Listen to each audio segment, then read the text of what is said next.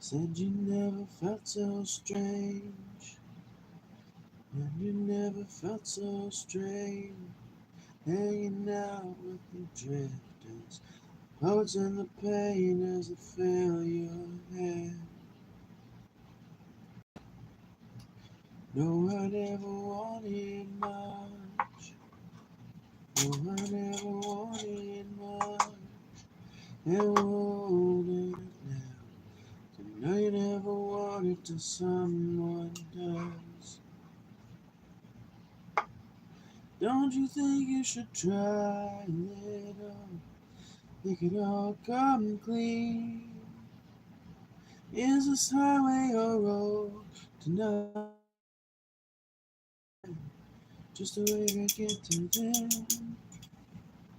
What you gonna get out of nothing? 'Cause nothing is the way it seems. Saw you in the darkness, saw you in the light, saw you from the pity and the pain. Saw you in the darkness, running from the shadow of your pain.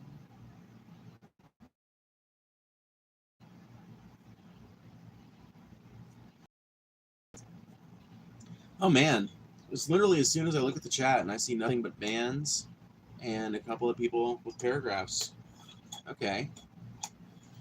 Okay.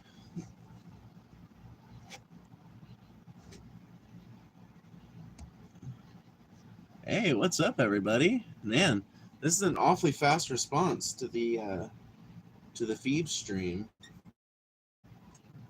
Can't help but find that sort of thing and do. But yeah, what's up, everybody? What's up? What's up? What's up?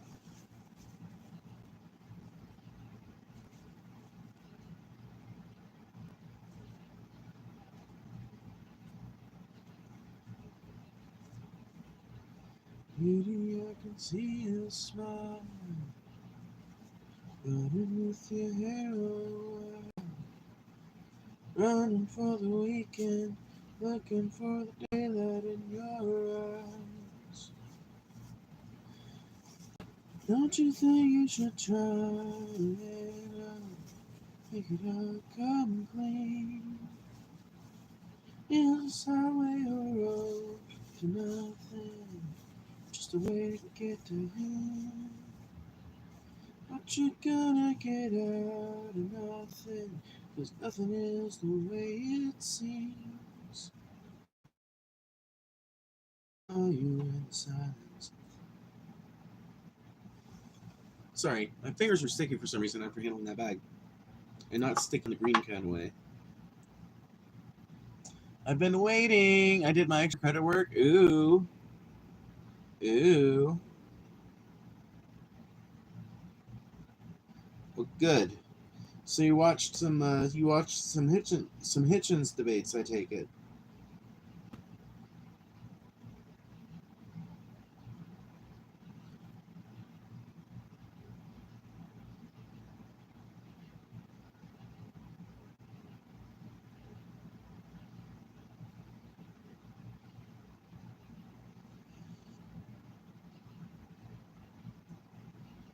You did. Nice. Well, the more of those you watch, the more familiar you'll be with responses to lots of Christian arguments. Because a lot of the best responses to those are recorded in those debates.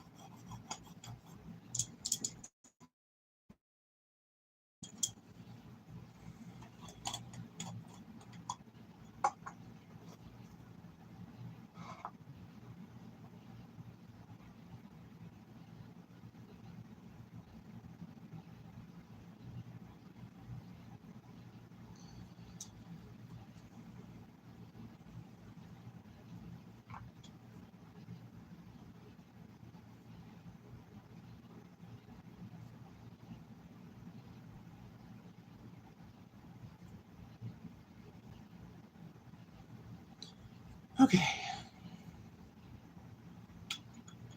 god, y'all. You have no idea how glad I am to have actual fucking pot. Okay, now we can get into things. How are you, everybody? What's up? We were waiting for you to go live. Aw, Glitch Dash, yay. I'm glad everybody was waiting for me. Because I made you all wait. I made you all wait, and I did not make a post this time, and that is my bad. That is on me. Haven't joined a live in a while. How have you been? I have been okay. I've been okay. Could be better, could be worse, you know, that kind of thing. I think the news that's happened today is pretty fucking wild, no matter how you look at it. I found out that a town that I spent quite a lot of time in when I was living in New Mexico, living in my van, living in New Mexico, but still, I spent quite a bit of time when I was in New Mexico in a town called Ruidoso. In fact, most of the time that I spent in New Mexico was spent in that town. I went to all sorts of other places all over New Mexico as well, but Ruidoso was definitely the town I spent the most time in, and it's just devastated now. I was reading earlier today, literally just before I got on live, apparently they had a giant flash flood, swept away houses and shit, people dead, a bunch of wildfires last year, so basically it's gotten a double whammy now. So there's not going to be much of Ruidoso left next time I go visit it, which really sucks, because it's a really beautiful little mountain town, and everyone there is so kind.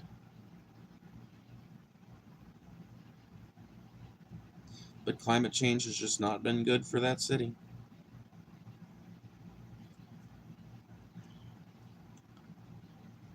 Birthday is Saturday, 1 year closer to moving out. Hey! Keep up the good fight. You'll get there eventually. Hey, meme god. But yeah, so the Texas death toll has risen to like 109 people.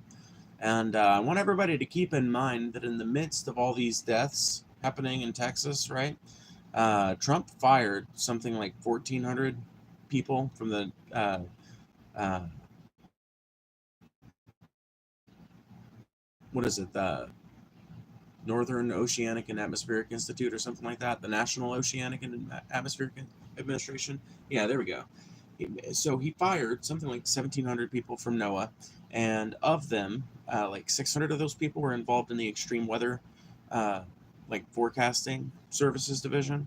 So nobody knows for sure yet whether any of those staffing cuts have anything to do with the low amount of warning that people were given, but it is kind of suspicious, right? When you've got when something like this happens in the midst of an administration that has actively cut funding to the sorts of institutions that are supposed to make sure that people know about this kind of thing before it happens, it's kind of hard to not look at that administration's cut down of those things and see maybe those two things are connected. I'm not going to say it is definitely for sure because we don't know yet. And the National Weather Service has denied it. The National Weather Service says that they, did the best they could with what they had, basically. But they're being vague enough to cover their asses if at some point in the future they have to admit, yeah, we were really understaffed and we just didn't have the ability to warn people on time.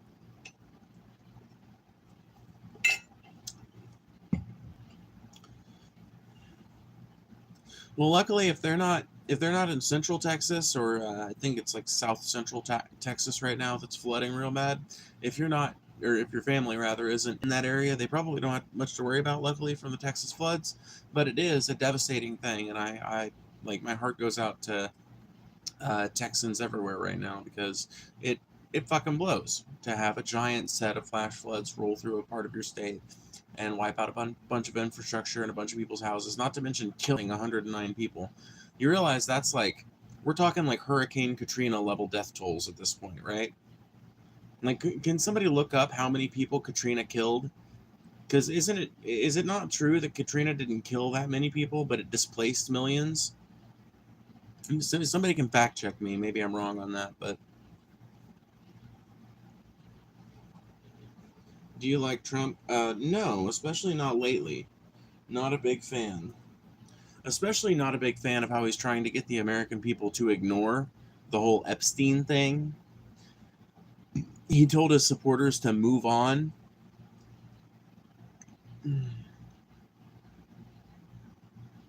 Oh, geez, yeah, no, then I was way wrong about the amount of deaths. I did not think Katrina caused that many deaths. So yeah, I retract my former statement.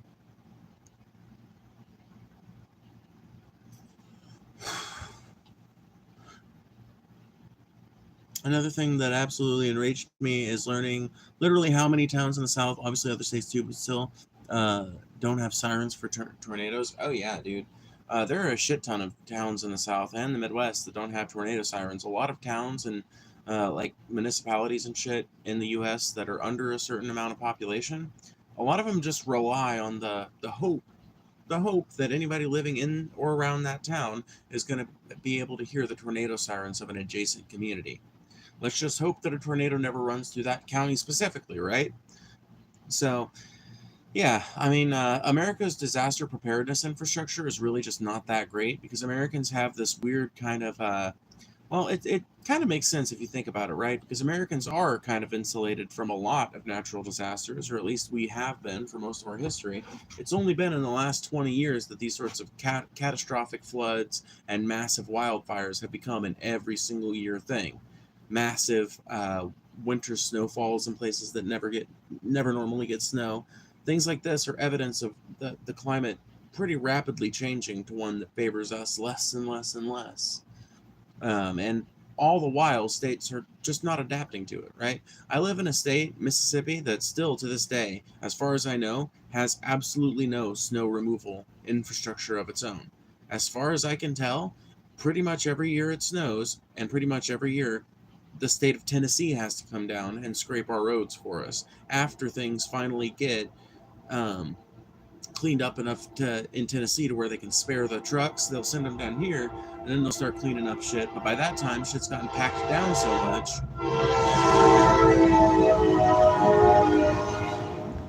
Shit's gotten packed down so much by that point that it takes them like a week to get through it. So, like, changes are happening now which cannot be undone. And a lot of states in this great union of ours are not. They're not taking the steps that they need to secure um, the future of their people in any sort of way, or like their future sustainability or anything. Also, sorry, I don't want to seem ignorant, but is it true that everyone might have to start paying for weather services? My parents basically don't allow me to look anything up, so I'm not very caught up. I have not heard that. What's up, Pig Mercy? Yeah, I have not heard that. It doesn't necessarily mean that that's not a thing, but it's not something I've heard about. I don't even know how that they would administer that. Like, what is weather app? Every weather app's going to be required to pay like a fee now to use the National Weather Services API to gather their weather data. I just don't. That seems really dumb. But then again, the Trump administration excels at nothing if not being completely fucking stupid. I've heard a bit about a private weather company trying to defund NOAA. Yeah, it wouldn't shock me at all. It's probably AccuWeather or something. And there's probably a number of private weather companies that are trying to do that because at this point, private weather, basically at this point, private weather gathering networks are just as powerful and well equipped as the National Weather Service. And, like that's what happens when you allow corporations to like compete directly with things that need to be managed by the public sector. I mean, sorry, like you live in a country that is fully capitalistic and nobody protests against the like continuous domineering march of capitalism. You're just going to end up with systems like that, right?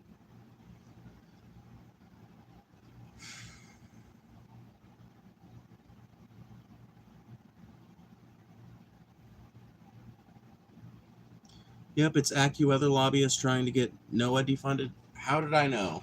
How did I know AccuWeather was behind it? Not only is AccuWeather trying to get NOAA defunded, but AccuWeather has managed to worm its way into being the primary weather app for most Android customers, which is another thing I find pretty fucking egregious because I way prefer the actual Weather Channel and its forecasting and its um, mapping and all of that. I think it's way more reliable, but that's not the default on my phone. I'm sure I could change it to be the default, but I think it's interesting that Google has been convinced by this company to let them be the default.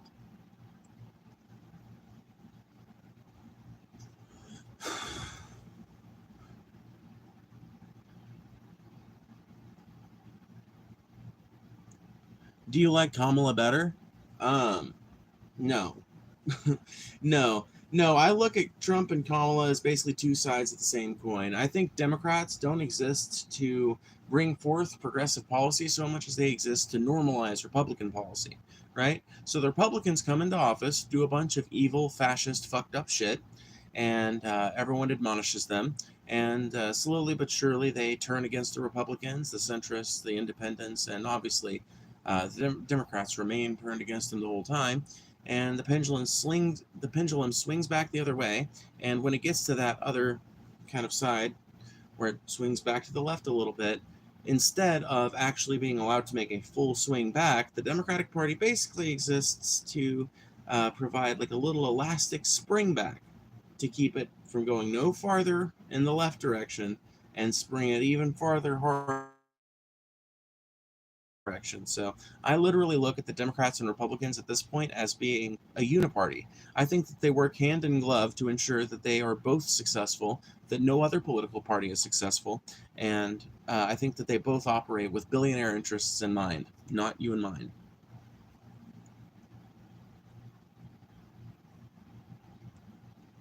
What do you think makes him a fascist? Like, I'm curious what makes him one in your opinion. So, probably the most like egregious thing you'd point at is the fact that so many of the people who are being detained and deported right now are being detained and held without any due process. There's widespread evidence that like actual citizens are being arrested just for being in close association with Mexican immigrants that aren't documented. So we're talking about people who've already gotten their fucking naturalization paperwork done and through with. They are citizens, or they're well on their way to being citizens, and they're being arrested basically because they're Mexican. Basically because they're Mexican, and get gaffled up at the same time as some people who are undocumented. But I think that even if they weren't using Gestapo tactics, you know, like taking people in unmarked vans, masks over their face, refusing to give their identification, I think even if you weren't talking about a situation where that sort of thing is happening, we're still looking at a situation where regular ass working class people here in America are getting deported, many of them to countries they don't even fucking come from, because Donald Trump needs a scapegoat. And that's literally like a trademark of fascism. One of the trademarks of fascism is finding some minority group and fear mongering against them until you can move against that minority group. And you move against that minority group and blame them for everything and punish them for everything you can, treat them as a sacrificial lamb. And then when you run out of them, when you've thoroughly defeated the phantom enemy, then you move on to some other phantom enemy. Probably going to be queer people because they've been teed up for a while as the next phantom enemy of the fascist movement. So that's probably going to be what it ends up being. Aw, thank you, Sophia, for accepting that gifted membership. And thank you for gifting the membership, Glitch Dash. I appreciate that so much. By the way, anybody that wants to make sure that their comment gets read or something like that, please send a super chat. It is the best way to make sure that that sort of thing happens. I do read every single one as long as it doesn't violate TOS. We've got a daily stream goal of $50, and we haven't gotten a single donation today. But I also didn't stream this morning, so, you know. Would you say you're a communist or capitalist or something else? I would say I'm probably something else. I thought I was a communist until I read the Communist Manifesto, and then I was like, this is an outdated idea. This is an idea that was built for, like, factories and coal mines.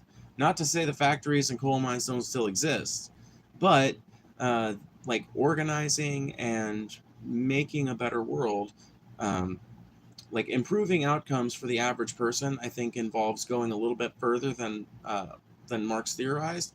But ultimately, a lot of what Marx theorized is stuff that I think, like the skeleton of it, I think he's right about. So maybe I am some kind of weird communist. But I would say uh, I'm just kind of like a crazy, I guess, honestly. Maybe you could specify it more and be like, I'm a democratic socialist in the near to short term, and an anarchist in the long term. I feel like eventually human beings could, in theory, learn how to live together without any police or any governments to tell us all what to do. I think we're entirely capable of living like that. I just don't think that we could flip that switch overnight. I think that there's going to be a lot of generational learning need to be done, in order to prepare us for a more communalistic society where we are taking care of one another, where we're sharing and sharing alike. And I think that sort of thing is a noble goal to aspire to, but I just don't know if we're necessarily there right yet.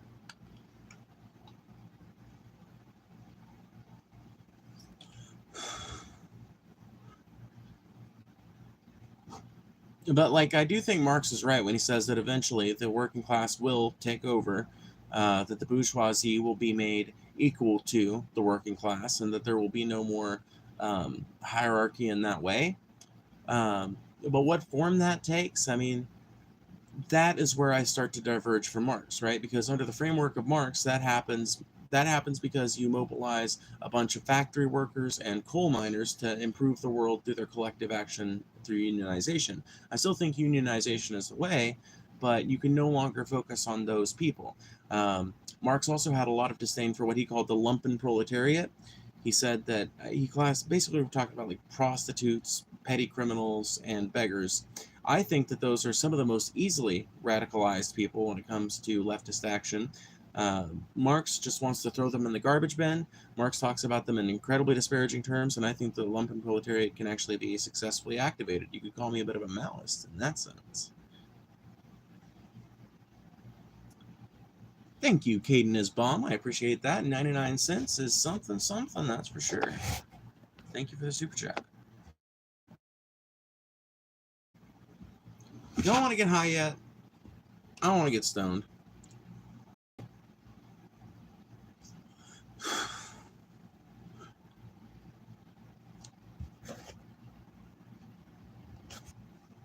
Marx has a way different idea than communist actually ends up working. The things you don't like Trump about, talking about enemies and migrants, communists do the same things in practice.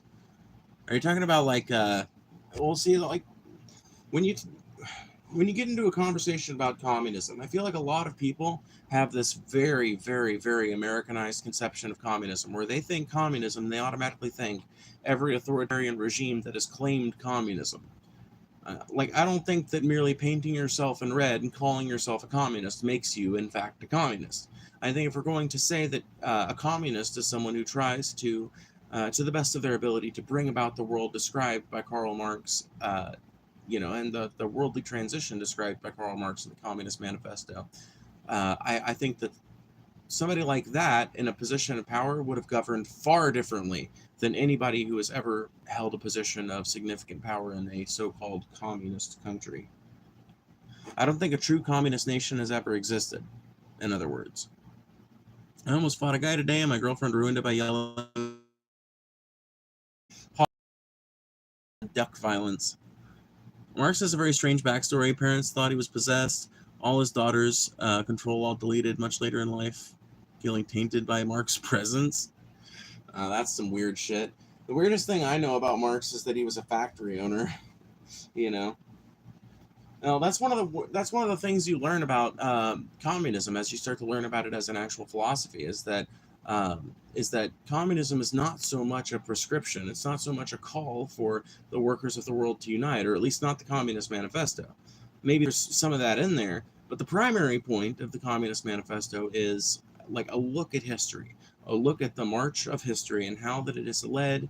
As time goes on, things become more and more egalitarian.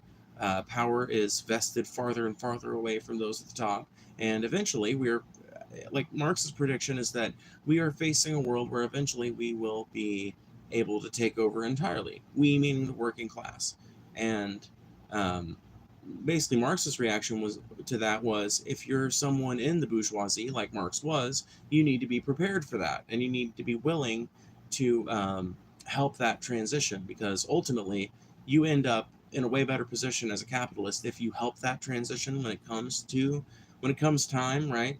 You end up in a way better place if you just agree to a union contract with your workers than if you remain if you remain totally untenable throughout the entirety of the campaign, and then at the end of it, like you're looking at a socialist nation and you've been like a douchebag to your workers the whole time, you end up in a way worse place. You end up like getting hanged or something like that, and not exactly a great place to be.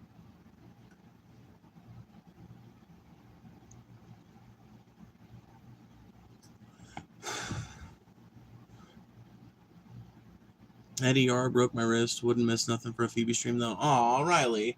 I hope you feel better soon. That sucks. Breaking your wrist sucks. Well, I'll get a little high for you, Riley. I had my girlfriend next time get out the damn window and look away. Yeah.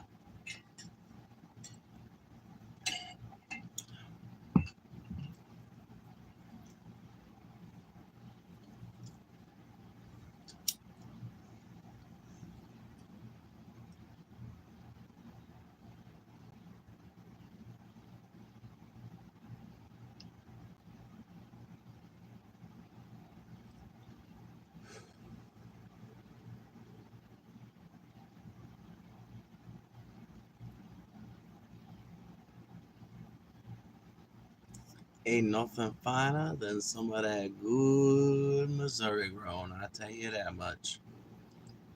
Yeah.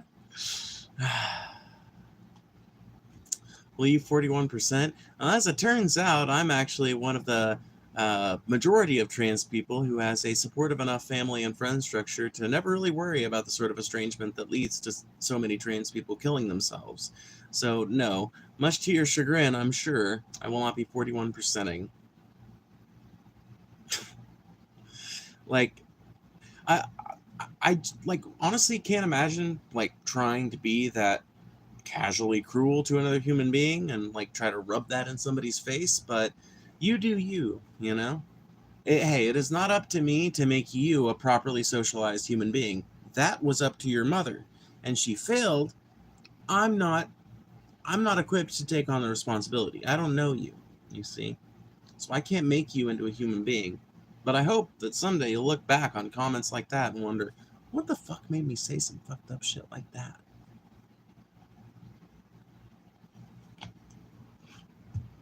Do you date man or woman? Uh, both, I guess. Probably. Like honestly, though, I've only ever like dated women. I've like messed around sexually with all kinds of gender and sex configurations. But when it comes to like dating, like actual dating, it's just been women for me.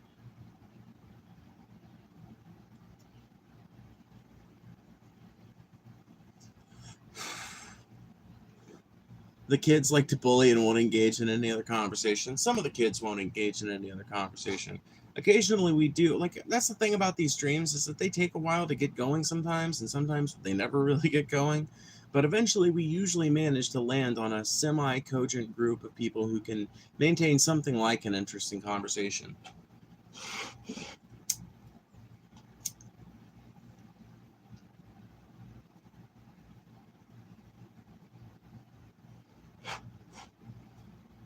There's no way I read that title right.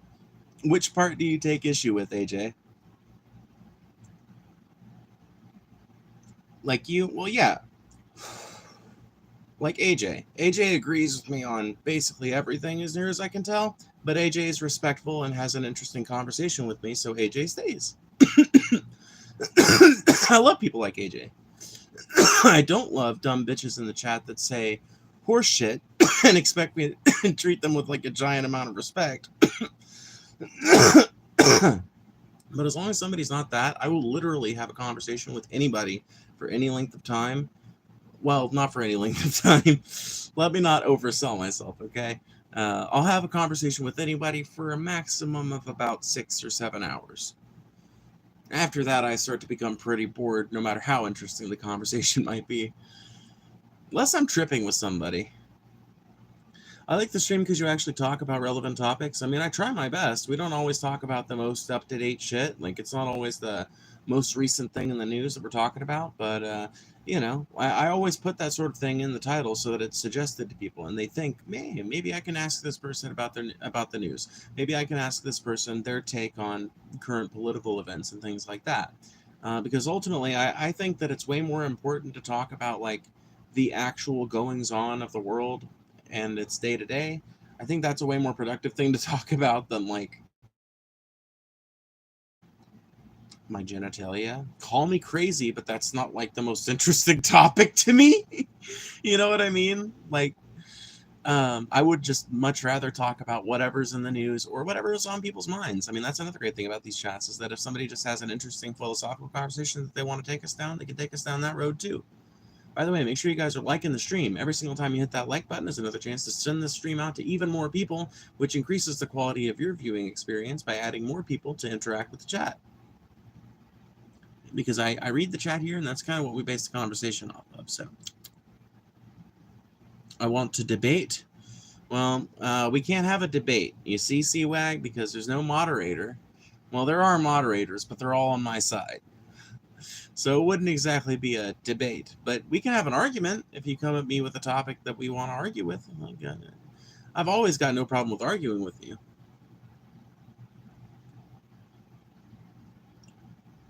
Let me debate a Kamala supporter? Oh, yeah. Sorry, I can't be the one, but hey, maybe we can organize it someday. Although I would say, here's what I'll say, CWAG. Keep your eyes peeled, because I'm going to be starting up a new thing. I'm going to have to figure out a time schedule to put it in. I'm going to have to figure out the details. Maybe ask around and do some market research to figure out when exactly I should schedule it. But I'm going to start doing a call-in show. And if you would like, I can actually put the word out one of these days. After I start that up, give it a few successful runs, here in a few weeks I can put the call out like, hey, this Friday or whatever it ends up being, come in at this and this time. The link's gonna be at this and this place, and I'm looking for a Kamala supporter, like a hardcore Kamala supporter, to debate a Trump supporter. In fact, I know a Kamala supporter, honestly, but he hates me now, so. I was gonna say I could get Alchemist Oil to debate you, but no, I can't anymore. I burned that bridge, but you know what? It was the beautiful destruction of Alchemist Oil. What can I say? What can I say? Sometimes you have to burn the bridge to conquer the empire. That's just how it is sometimes. Would that there were some other way. But Alchemist Oil, if you're listening to this, CWAG is looking for somebody that can take the side of the Democrats and Kamala Harris. And because the topic of this conversation wouldn't specifically be about the fact that you're a weirdo that makes a bunch of videos about one specific person and then cries victim when that one person responds to you and starts calling out the bullshit, right?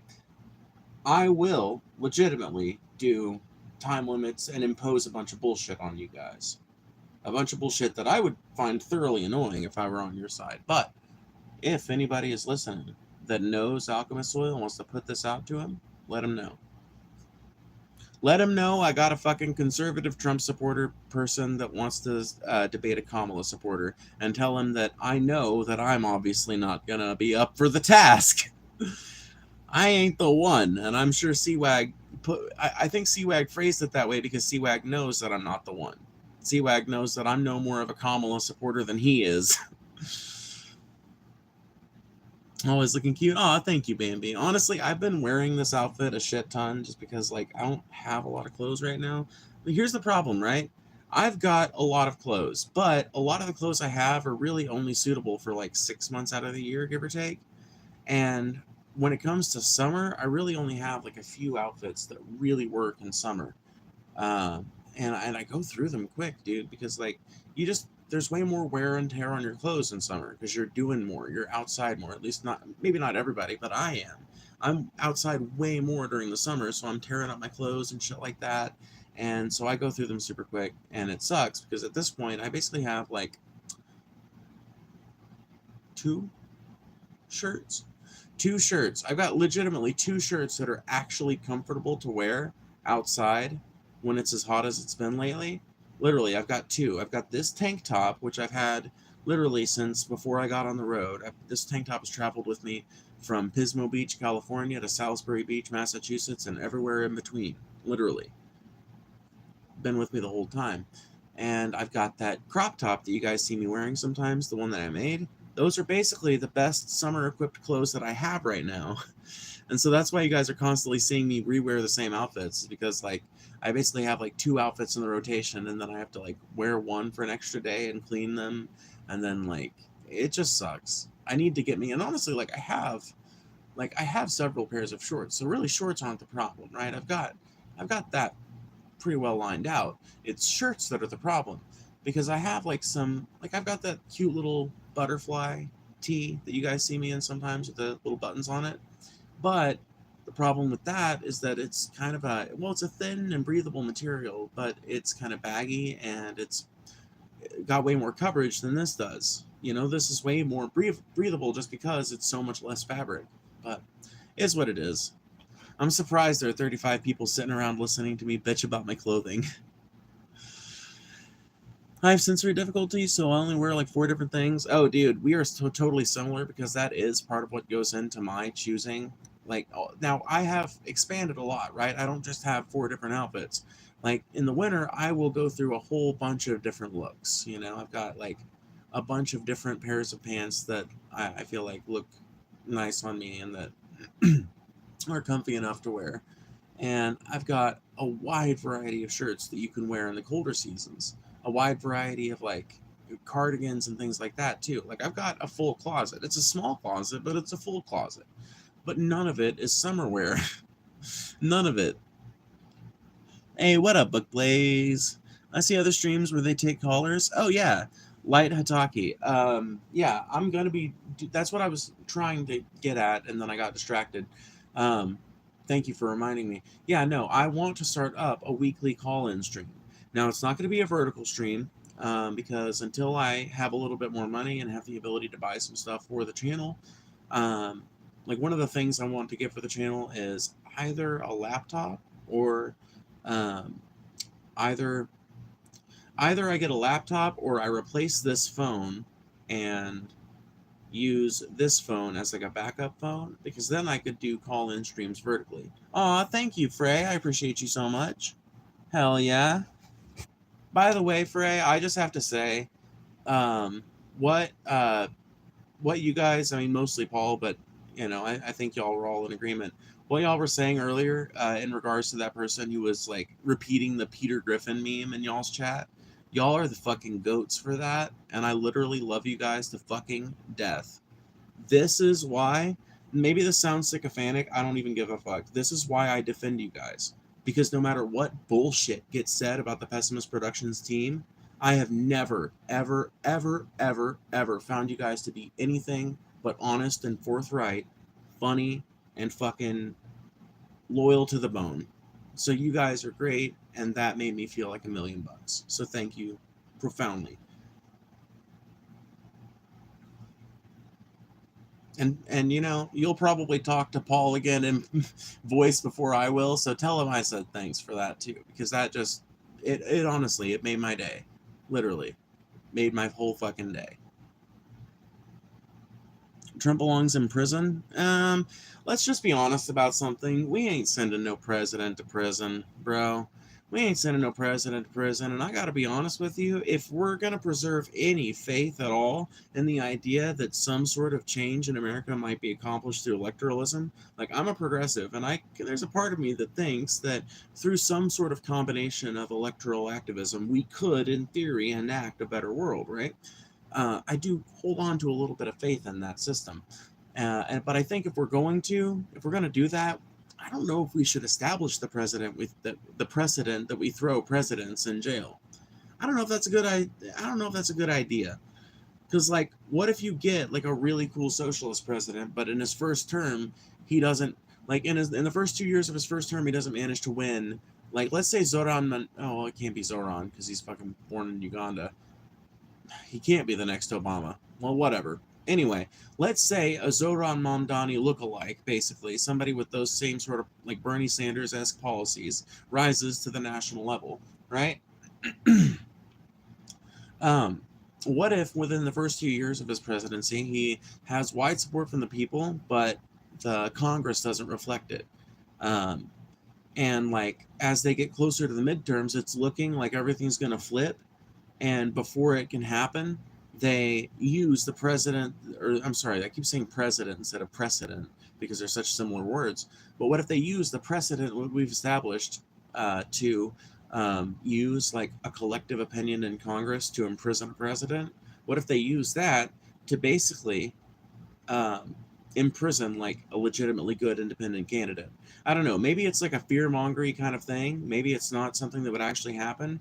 But I fear that if we establish the idea in people's heads that you can throw a president in jail, it's just going to be it's going to be used by the uniparty against any third party or independent movement that rises up. And it's going to be used by the Republicans against the Democrats, and it's going to be used more by the Democrats against the Republicans. And I think it's just going to, in the current environment of like fervor and hatred and shit, I don't think it's going to lead to anything good. I feel like we're just going to be looking at like 10 years of arrested presidents. Maybe that's a good thing. Maybe that's what needs to happen.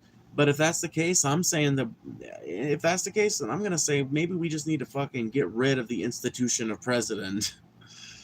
So yeah.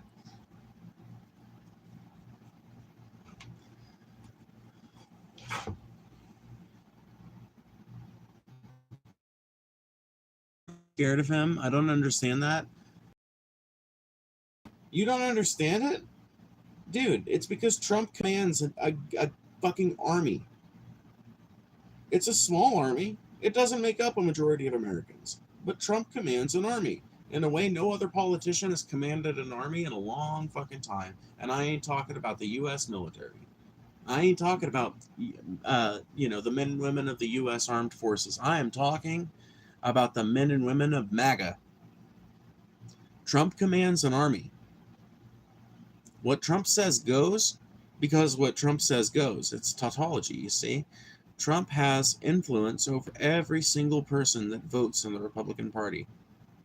I'm talking party line people. Yeah, the centrists and independents, they come and go from Trumpism as they please.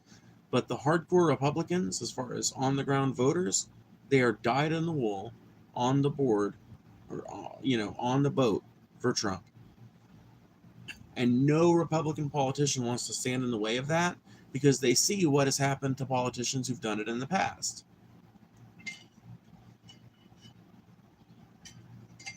The only way you fight Trump and win is if you're a Democrat,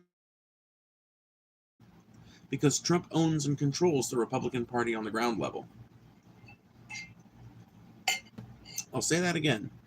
The only way you win against Trump is if you are a hard leftist or a Democrat, because nobody on the right has nearly enough pull to get enough votes to outclass Trump.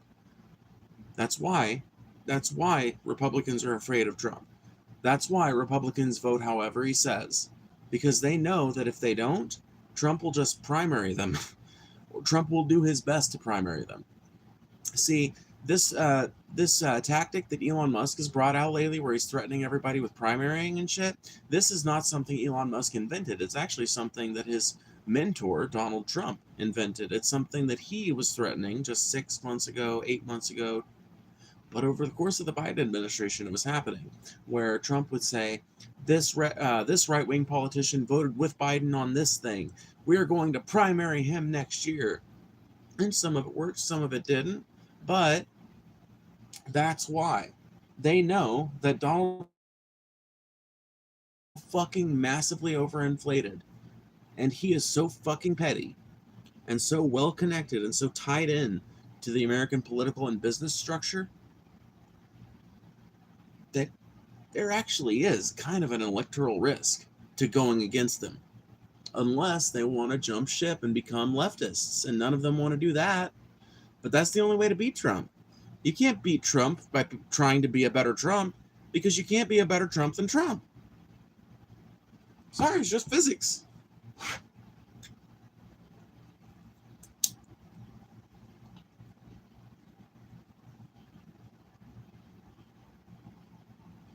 What do I identify as? I am a trans woman.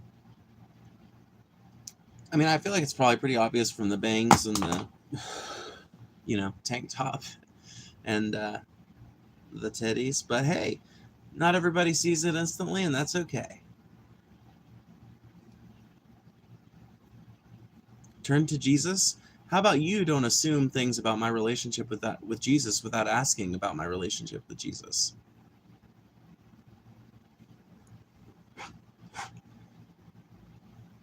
And Jesus said, Let he who is without sin cast the first stone.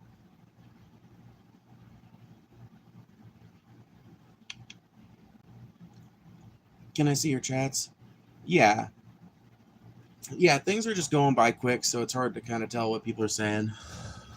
Enjoy your smoke. Have a good night. Oh, thank you.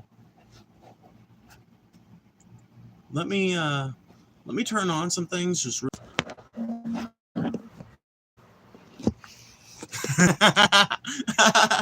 what a hilarious comment to come back to, dude. Phoebe looks so stoned in the still frame.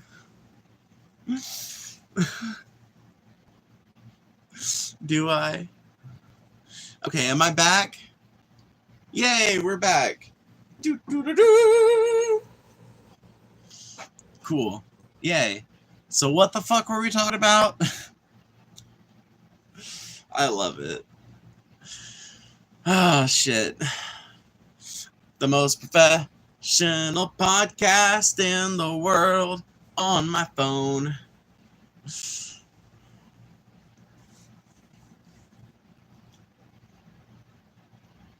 Anyway, so yeah, how about that Trump, yo?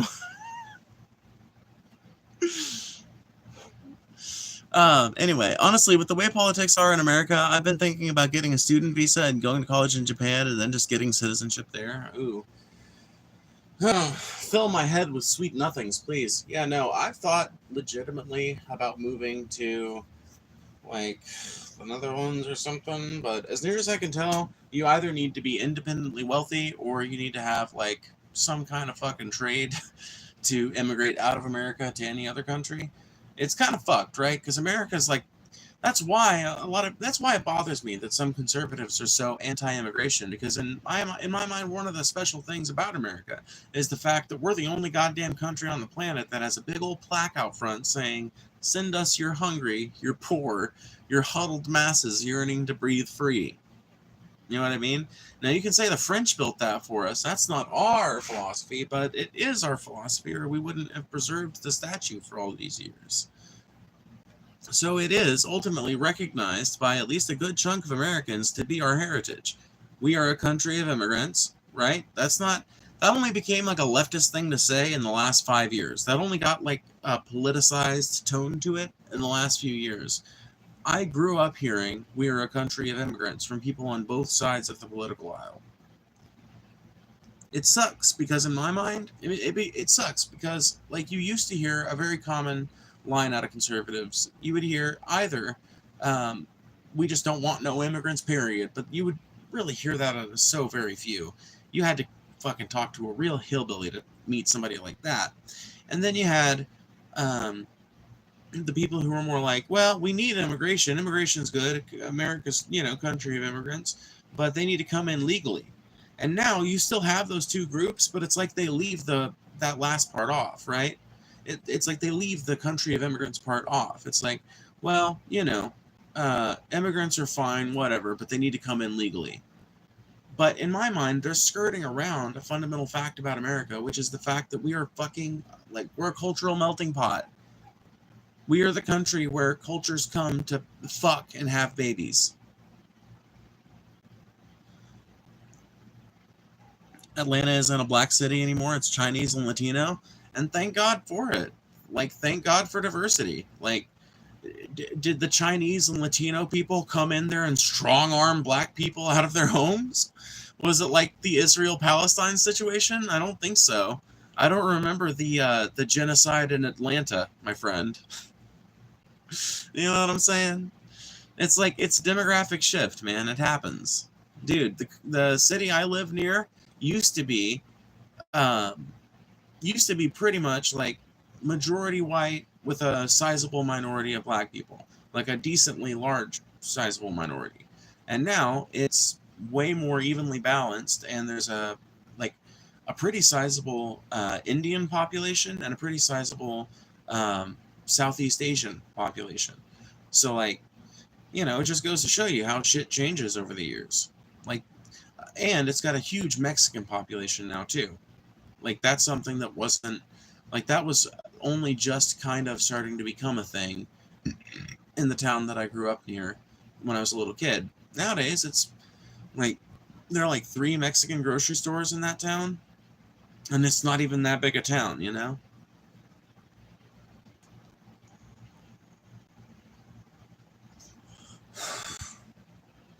A lot of homeless came here.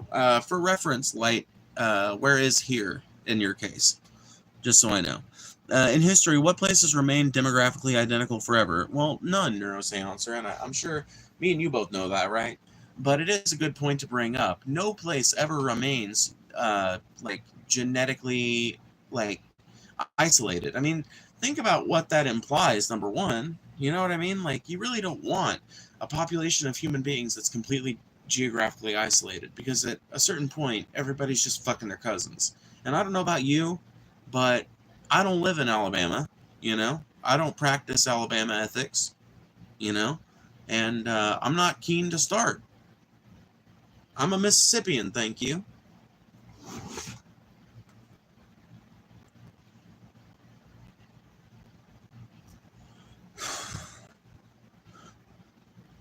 Ethiopia hasn't changed much. Dude, CWAG, I don't know if that's true. I was reading about Ethiopia, and apparently Ethiopia is on the come up. Apparently Ethiopia is on the fucking come up. It's taken them a while, but Ethiopia was, if I remember correctly, if I was reading correctly, and once again, you know, I'm just a stoner on the internet. I get facts wrong. If I'm wrong, somebody correct me. Somebody other than CWAG, because he's the one I'm arguing with. Anyway, but if I'm not mistaken, Ethiopia was the first African country to elect a female head of state, which is pretty cool. Um, that's, you know, like, legitimately awesome. And nothing. Anyway, from what I understand, Ethiopia's been on the come up for a few years. Like, they've introduced more and more democratic reforms and made the country more and more of a participant in the global marketplace. So Ethiopia is always changing. They got a bunch of tribes and factions there. Yeah, that's true too, right? It's my understanding that Ethiopia isn't doing as bad as they were in the 80s and 90s and shit. Like, when the okay, give you an example. Was it not was it not the famine in Ethiopia that inspired the song on my guitar?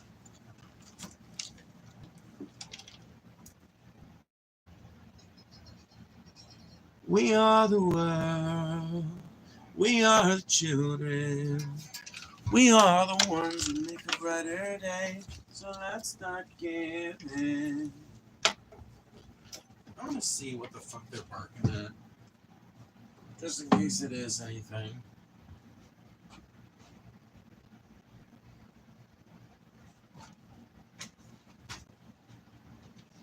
I don't see nothing. I'm just gonna assume they're being goobers.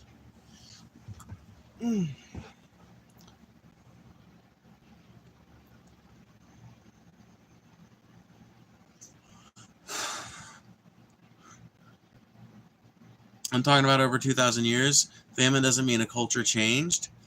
Oh boy. Is this some race realism stuff? Please, CWAG. Please don't. Please don't be a Nazi. Come on, man. Don't be a white nationalist. Please. Please. Oh God, please. Please tell me you're going some other direction with this other than race realism. I'm going to look at the chat, and I'm not going to see you making excuses for white nationalism. In 1, 2, 3.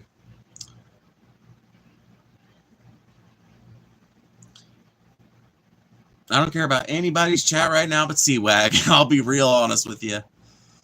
I don't like Mexicans. I have an opinion based on experience.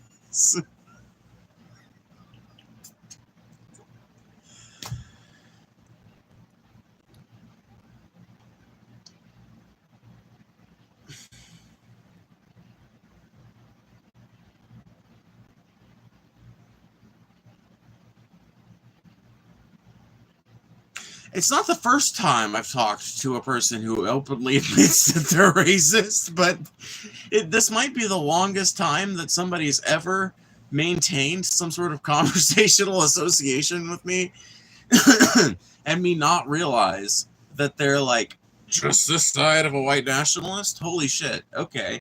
CWAG, I gotta admit, that makes me see you in a radically different light. Whatever. I'm not even tripping. You know what, CWAG? You know, like, here's the thing. I'm a free speech absolutist. Don't be a Nazi is like implied in my rules. Like, I don't like if you go too far down this tip, I will have to ban you, because when it gets to a certain point, I just can't stomach to let it, like, it's just not like, there's plenty of places for that argumentation, like you can take it to Stormfront, but like, we can have a conversation about topics adjacent to this, because I maintain a standard that the best rule when it comes to bad ideas is sunlight, right? That the best cure for a bad idea is sunlight. What that means is that if you're talking to somebody that you think has really bad ideas, really toxic ideas about life or the way the world works or something like that, you're way better off in a country and a society where you can openly talk to that person and discuss why you think they're wrong, and where they can openly talk about their beliefs. You're way better off in a country like that than you are in a country that makes those people hide it. Because when they hide it, that's when you get these weird, deep, underground fascist movements that, like, nobody is making the arguments against effectively, because nobody is being confronted directly with all the different weird arguments they're making from within their circle. The only way to stay one step ahead of a bad idea is to continuously argue about it in the public space.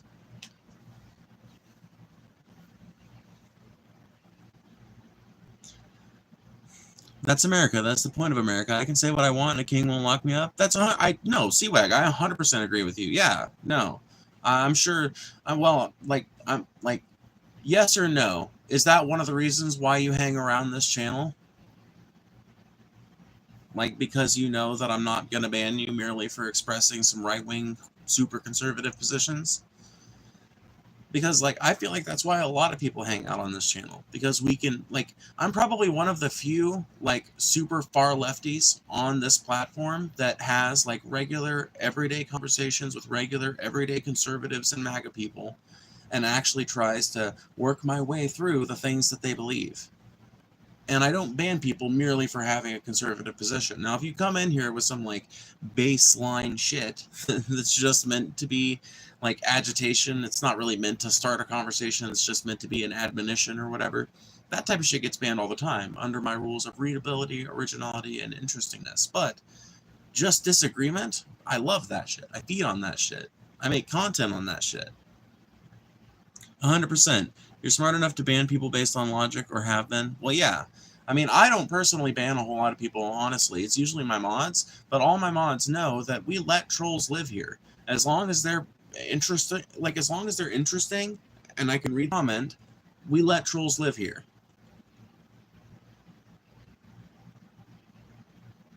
Cleavage is out, G. Like, okay. Are you complaining? Yeah, what's your point?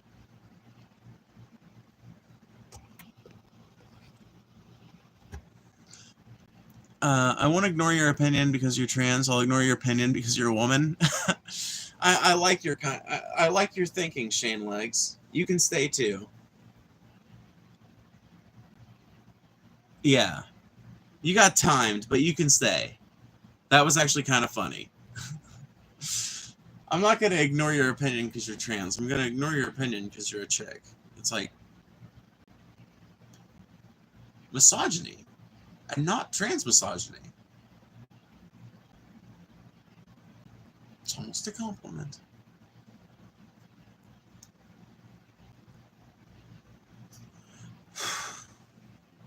Are you single? And there we have it, folks.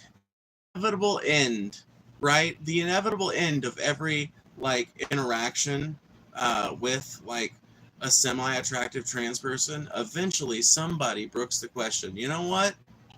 I didn't catch that person's name, but you get the, I don't know, the Big Balls Award or some shit like that.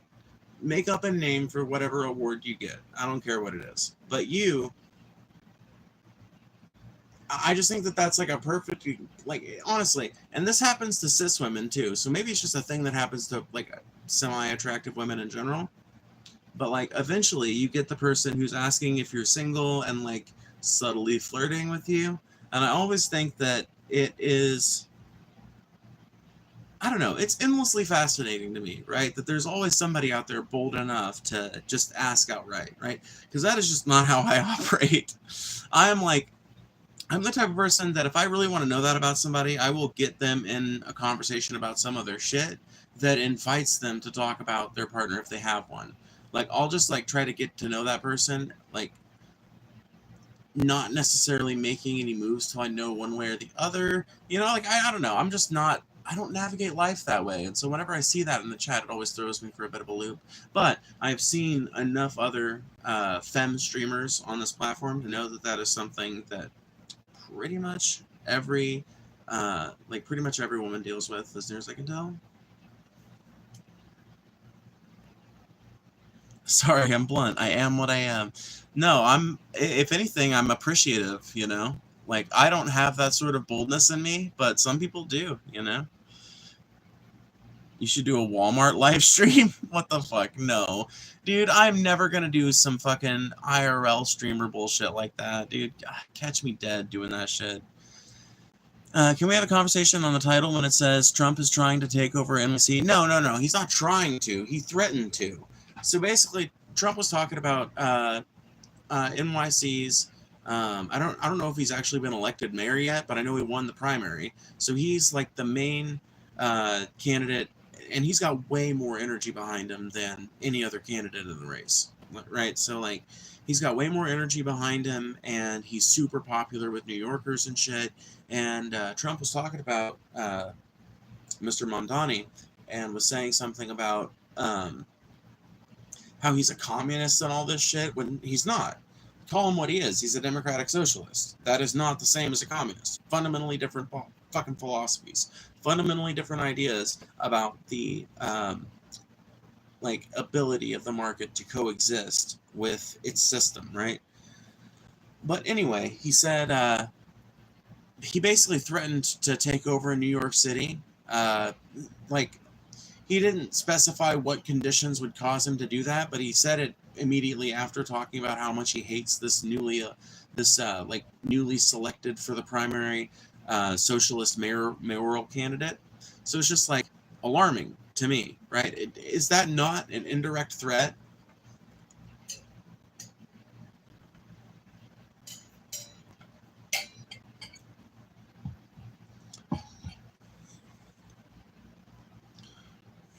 Dude, I miss New York pizza.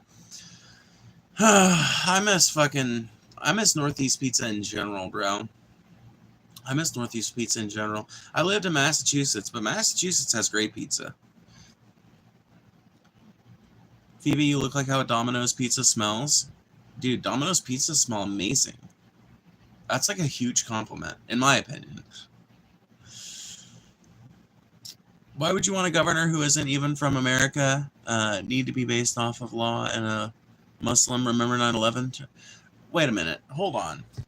Let's go through this, AJ. So I got a couple of problems with this, right? So number one, he's not running for he's not a gubernatorial candidate, so he's not running for governor. He's running for mayor of New York City. Now, granted, mayor of New York City is probably the most powerful mayorship in the country. Might be one of the most powerful mayorships in the world, honestly, because New York sets the standard and dictates policy in so many different ways and through so many different economic channels for so much of the world that it could be argued that that position alone is one of the most powerful mayorships on the fucking face of the planet.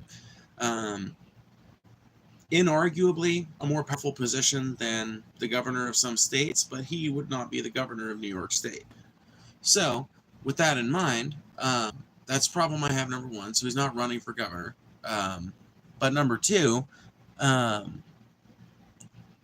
he doesn't need to be from America to be able to run the country effectively. He's been living in America since he was a little ass kid. He does have roots in Uganda. He's still got land tied up there and shit. But if you listen to Mr. Mamdani talk, he does not sound. You know what? I feel like that dude would probably find that kind of weird and off-putting. So I'm just gonna call him Zoran. If you listen to Zoran talk, um, he is not like okay. You know how you can tell when somebody like moved to America within the last 10 years or something, but like grew up and lived their teenage life in their early 20s and shit in the country of origin. Yeah, Zoran does not sound like that.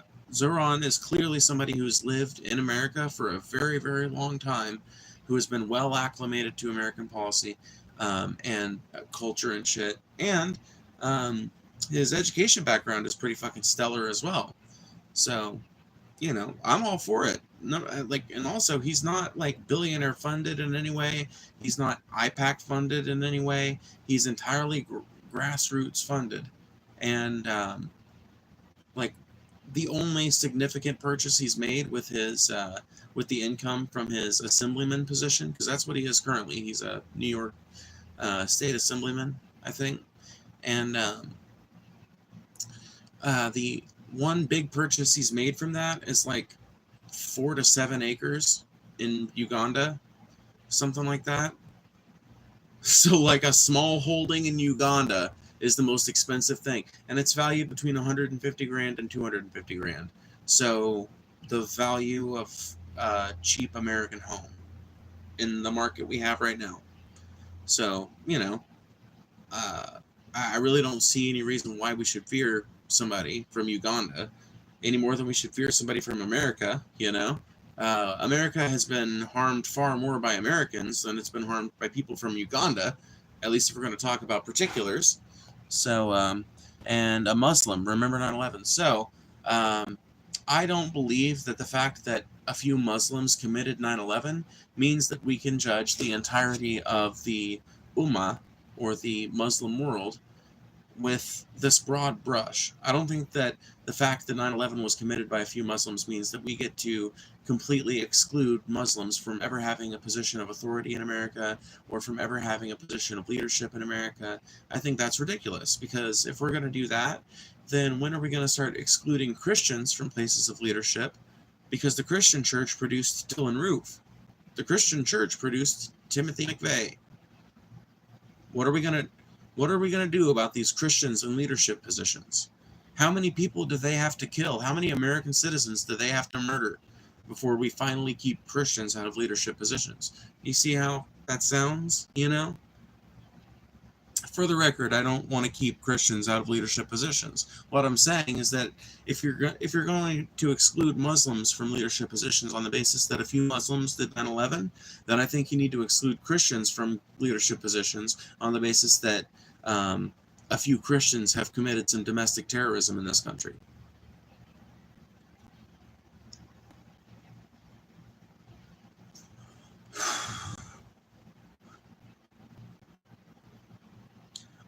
Can someone recommend some good Bush era anti-government documentaries? Yes, Alex. Yes. So, have you ever seen The Power of Nightmares by Adam Curtis?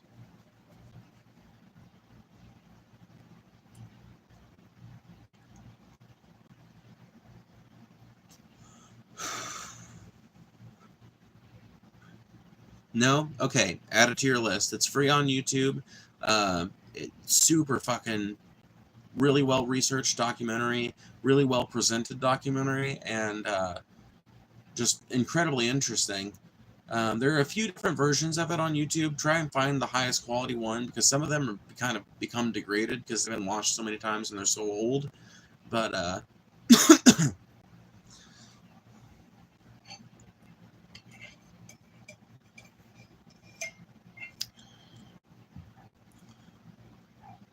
you failed to mention we are a Christian nation, not according to Thomas Jefferson in the Treaty of Tripoli.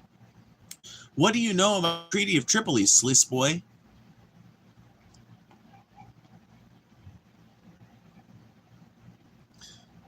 No, we're not a Christian nation, but good luck convincing certain people of that. Certain people are going to read Christian nation into everything that like everything about America to them points to our supposed Christianity, but what in fact they're pointing to is all American culture. It has nothing to do with American government. American government and American culture couldn't be farther apart.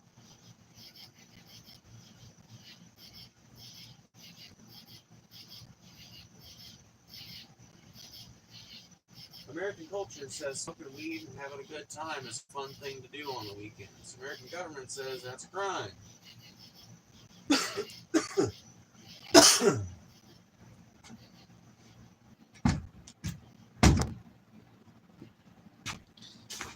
American culture is building homemade fireworks in your backyard. But American government says that's a crime. No, I don't know.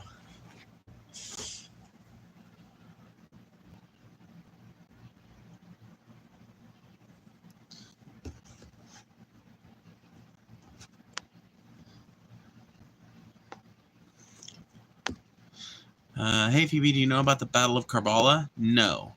Not off the top of my head. Christian AF, I have like 2,000 churches in my city. You're just from the West Coast and believe. Wait, me? Seawag? Are you saying me? I'm from the West Coast?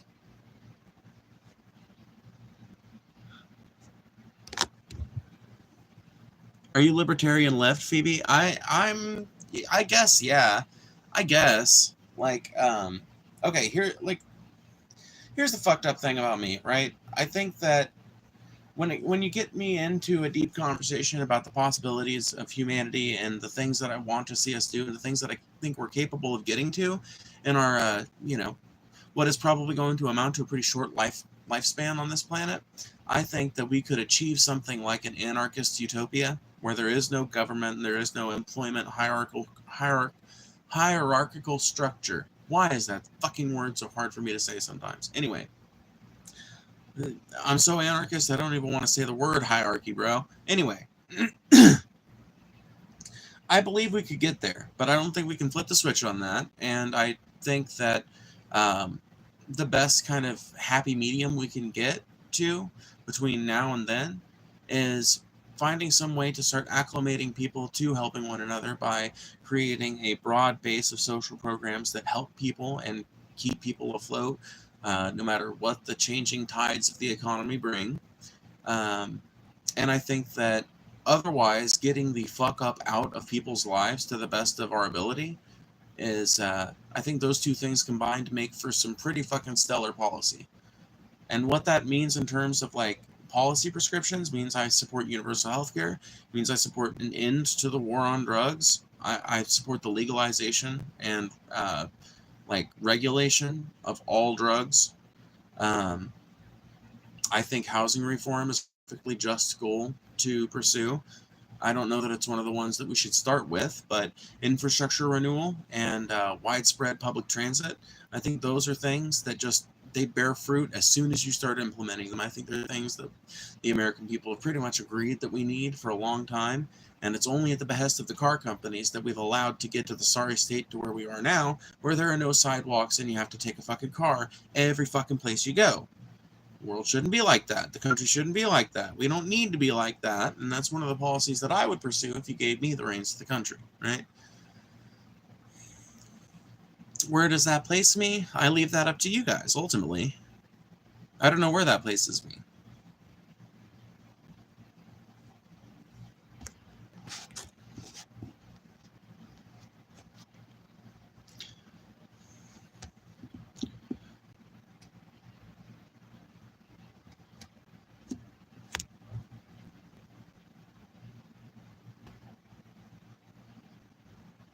It's not at all Christian. Christians just live here. Yeah, I mean, CWAG, you realize that Thomas Jefferson in the Treaty of Tripoli literally laid out in official documentation, America is not founded on Christian principles and is not a Christian nation. America is a secular nation, and we have no interest in interfering in the affairs of Muslims on the behalf of the Christian nations. Read it and weep. Old Tommy J up there, wasn't me. I didn't do it. I didn't write it.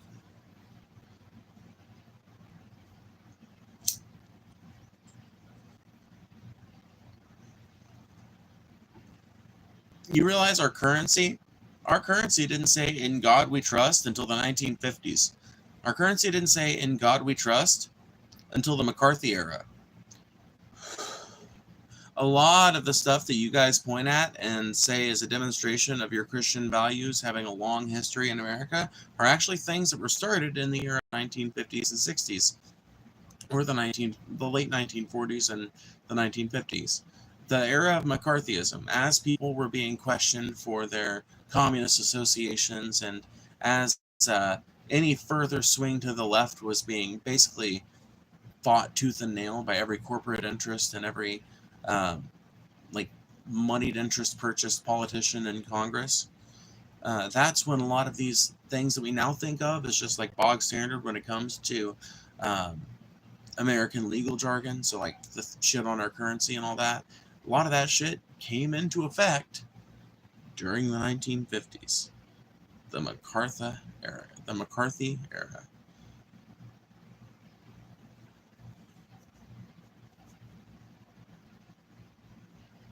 It's a Christian nation, in my opinion. There you go. Now you're on to something, Seawag. It may be, in your opinion. I disagree. The fact that we don't make decisions based on religion, but our decisions are highly influenced from religion. Yeah, no, I just disagree. See, when I hear someone say that we're a Christian nation, I don't hear we're a Christian influenced nation, because I might agree with you, Seawag, if you say we're a nation whose governance is strongly influenced by Christianity and various interpretations of it. I would say, yeah. I mean, at least to a degree, I would say, maybe. But even then, like, honestly, a lot of our laws, a lot of the justification that people say, or I'm sorry, a lot of the laws that people use to justify that is shit that's banned in every society ever. It's like, oh, well, it's illegal to murder people in America, and it's illegal to murder people in the Bible. So therefore, Bible must be, like, the Bible must be intrinsically important to the text of the Constitution. And it's like, no, murder is banned in pretty much every Constitution outlaws murder, maybe not the Constitution itself, but you get the idea. Pretty much every country outlaws that kind of thing. Usually they don't so much outlaw murder as they do make a very narrow set of exceptions for when you'll be okay if you happen to murder somebody. And they make all murders illegal, right?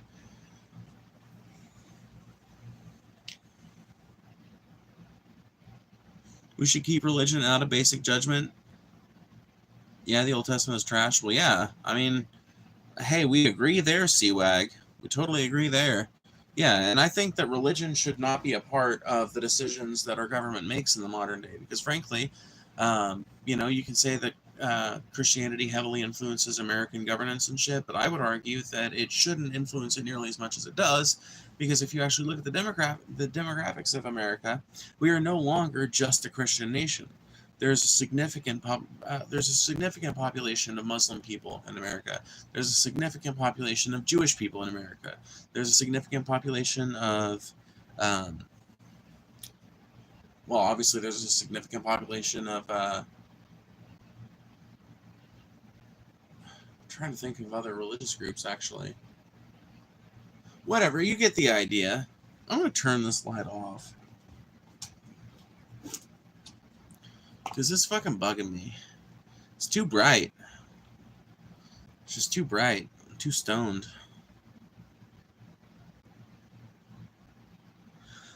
What's wrong or bad with Christian values? I mean, ultimately, I think it depends on the Christian values. A lot of my problems with Christianity come not from the value system, but from the uneven application of those values by a lot of Christians, right?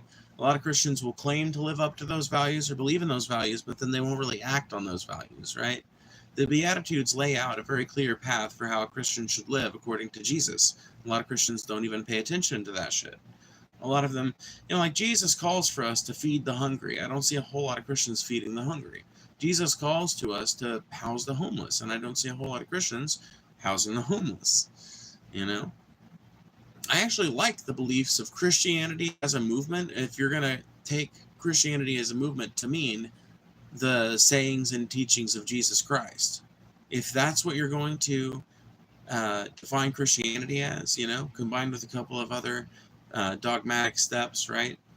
Then I think the morality of it, at least when it comes to how to treat others and shit like that, I think a lot of that, there's a lot of value to be made there. Now, there's also a lot of shit about, like, death and destruction, and, like, Jesus was a pretty fire and brimstone preacher, He was on all peace and love. So,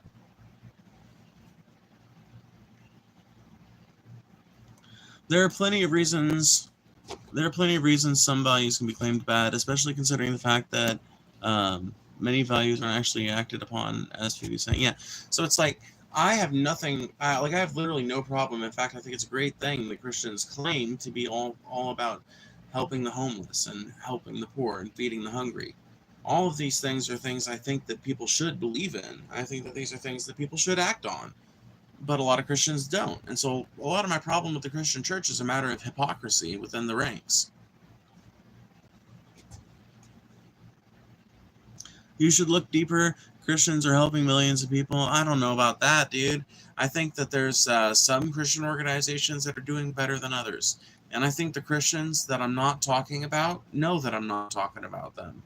And I think that the ones that do know that I'm talking about them, I think they feel called out righteously. What's up, Alicia? You came in at a great time, actually. We are once again banging away at good old religion.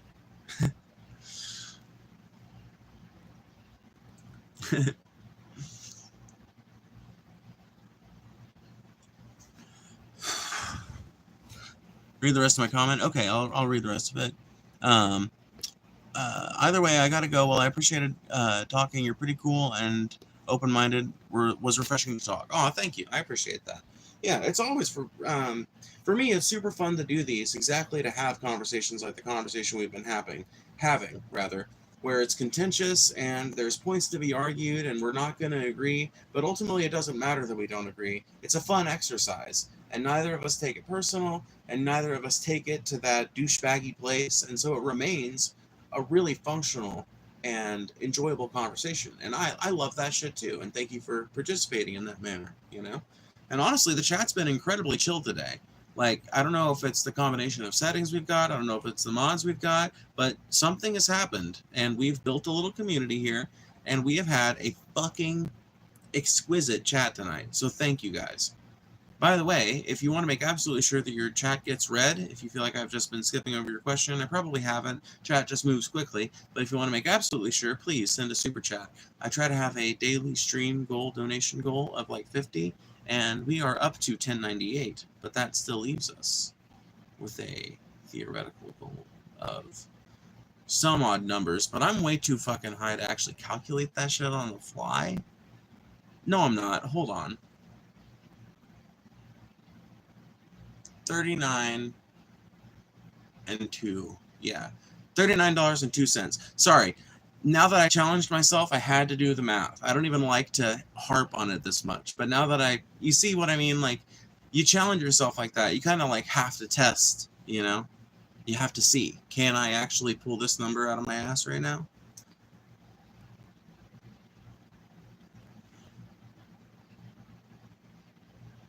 Chat can be hard. Oh, dude, it can be hard from both standpoints, right? I mean, sometimes I'm just not of a mind to do these, and I start one up anyway. Sometimes it ends up turning out good despite that.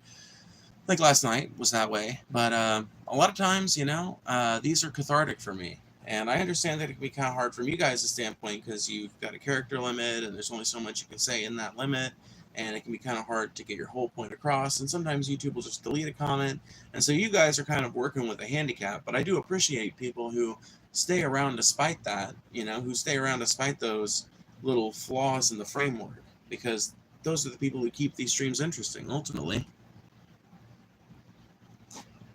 Phoebe's talking shit about Christianity, rightfully so, but I believe religion as a whole is what should be talked about, as all of it has harmed so many people.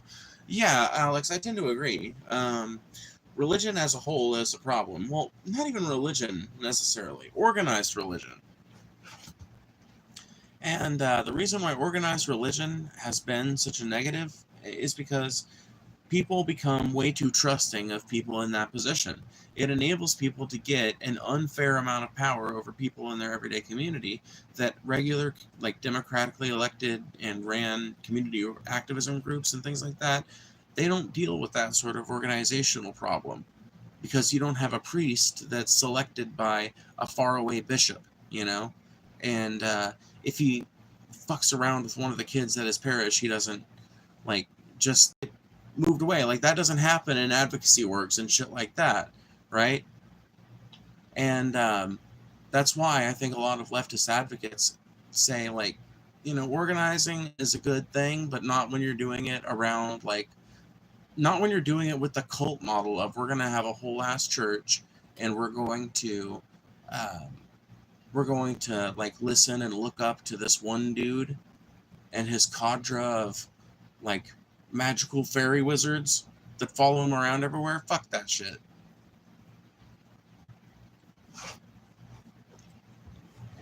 Most wars are usually fought over land and fear. Yeah, Islam went around doing war in the name of Allah. Well, yeah, I mean, and Christianity went around doing fucking wars in the name of Christianity, and there have been, ironically, wars in the name of Buddhism and wars in the name of, probably been wars in the name of Taoism, ironically. Would not shock me. But that's the thing. Human beings for most of our history were kind of confined to this generational trap where we were building these giant civilizations that absolutely require the importation of resources from other areas, and eventually those other areas get mad at us for one reason or another, and it becomes harder to get things from that area, and so we go conquer them, right? And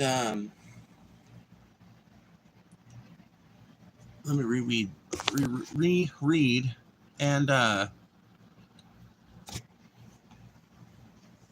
because human beings have been strapped into that pattern of conflict for so long, we kind of just figured out a way to append any old narrative to what we want. And that's what you're saying, I think, more than anything, is just the ability of human beings to figure out a way to obfuscate literally anything they do.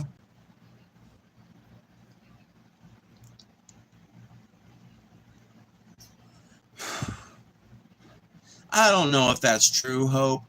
Don't take me at my word on that one. You'll have to Google it. That one might be inaccurate, you know. I'm pretty tired.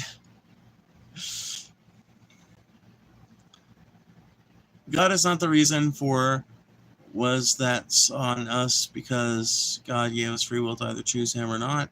Not choosing him creates. See, here's the thing, Alicia. Here's the thing, though, about God and free will. Okay, so Alicia, let me ask you something. Do you think that God has a plan?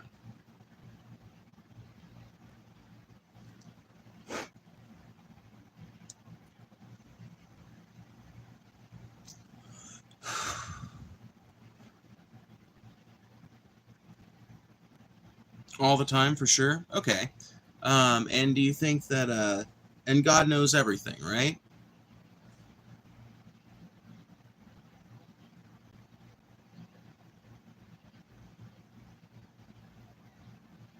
Right, okay.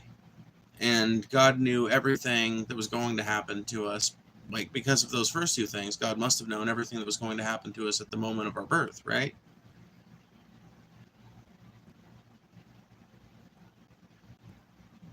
I've never watched a Hitchens argument, but I might have to. Also need a reminder on that Bush-era documentary you told me to watch. It is called The Power of Nightmares. It is by a guy named Adam Curtis. Yes? Okay.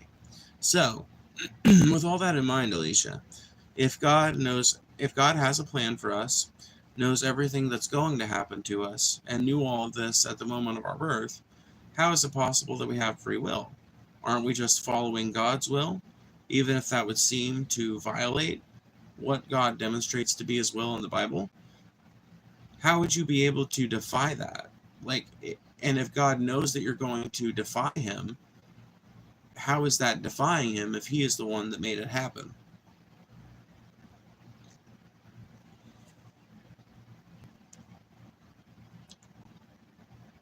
See, I just think free will is one of these interesting concepts when it comes to Christianity. I don't really believe in free will. I believe in limited choice. So I think that human beings ultimately have choices that are available to them on the basis of their condition. And that sort of algebra starts applying to you when you're as young as 5. Like, as soon as you start having the ability to make choices and remember the consequences of those choices, you start, like, you become part of this great equation.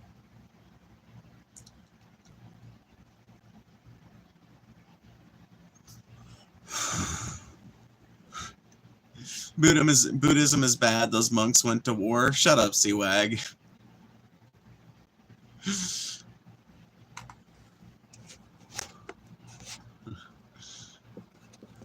Oh wait, okay, no, you're not making fun of me. Never mind. Okay, I'm sorry. But yeah, you'll definitely, Alex, have to check out a Hitchens debate if you haven't. God's not the cause for sin. Because we go against God, we deserve punishment, but God didn't want us to be separated from him. So, but what I'm asking though is how can we have free will if God has predetermined everything for us already?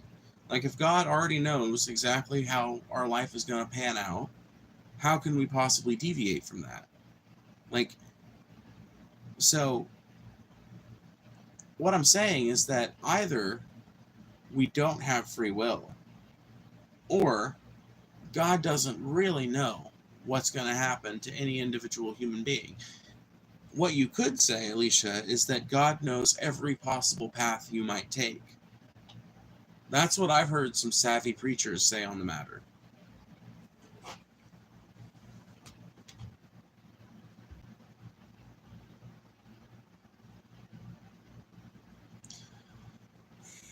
Free will, maybe God's all know and decides as if we're video, he can rewind and fast forward while giving free will unless he decides to influence it somehow. Yeah, I mean, I think it's an interesting thing to think about, CWAG, but ultimately I think if the Christian God does exist, then I think if the Bible is right about little else, then it's probably right when it says um, you know, one cannot know the mind of God. His ways are not our ways. Clearly. Fucking clearly.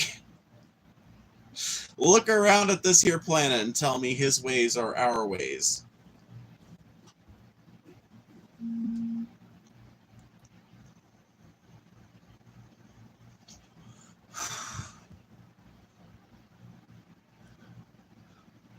Buddhism in Sri Lanka is fucked up, though. I'll give him that. Look up the Tamil genocide there. Pretty fucked up. Oh, shit. Mod is on point today. Oh, yeah. All the mods have been great today. They usually are, though. Sounds like it to me. I don't even think it can go into my head that there have been Buddhist wars, but the one Google said as recent was in Sri Lanka. Shit. Dude. Them Sri Lankan Buddhists, bro. So much for peace, man. God is outside of time and space. We are in it. He is eternal. We are not. Because of that, we cannot fathom an eternal being. Therefore, I cannot answer that question because I cannot comprehend God. You know what, Alicia? I respect that answer a hell of a lot more than a lot of the BS that I've gotten from a lot of Christians in the past. You admit your ignorance on the topic. And I'm not using that in a flippant way. I hope you don't feel insulted. I don't mean that to be cutting. I just mean that to be like, you're admitting, like, you believe in a deity that is far more complex than anything you would be able to comprehend, and therefore you're you're basically bowing out of the question. And I appreciate that, because there have been a lot of Christians that have tried to find some real creative ways to explain that in a way that I sometimes think they're interesting to think about, but I never find them particularly convincing. So I appreciate you saying what I think. Like, honestly, I think if a savvy preacher isn't going to say that, well, God can know every path that you're going to take, I think that he would probably say something like, I honestly can't answer that question. If I'd asked my preacher growing up that very question, that's probably what I would have gotten. He would have said, the mind of God is infinitely complex, far greater than we could comprehend, and that's not something I can really answer. That's something you have to make your own assumption about by forging your own relationship with God. Something like that, right? So that's actually a pretty cool answer. Thanks, Alicia.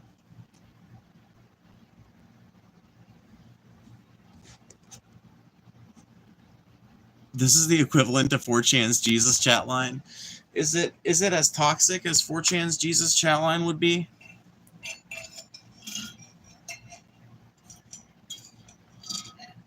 I'm not searching for God. You have to understand. I'm a crazy hippie, and I'm willing to entertain the idea that the original authors of the Bible might have been writing about a deity that's something what I believe in, but ultimately, I'm kind of just a fucking nature worshiper, bro. But that a lot of that is the powers of God, right? And if the Christian God were to exist, would he not operate like through the he would have to operate through the interface of nature? So I don't think there's functionally I call myself an atheist because I don't believe in the modern Christian conception of God as described by the Old Testament and the Bible as they've come down to us. But I allow for the idea that there are maybe some spiritual lessons to be gleaned from it in some way, and that there are some good moral lessons in there. There's also some bad moral lessons in there. But I think that the Bible is definitely a document that deserves to be studied, and if nothing else, as an example of Western mythology and something that has deeply affected the fabric of our discourse and our culture and shit. We are so deeply underlaid by that. Good, bad, right, or wrong. I tend to look at it as a pretty negative thing if you consider all of the bad social outcomes.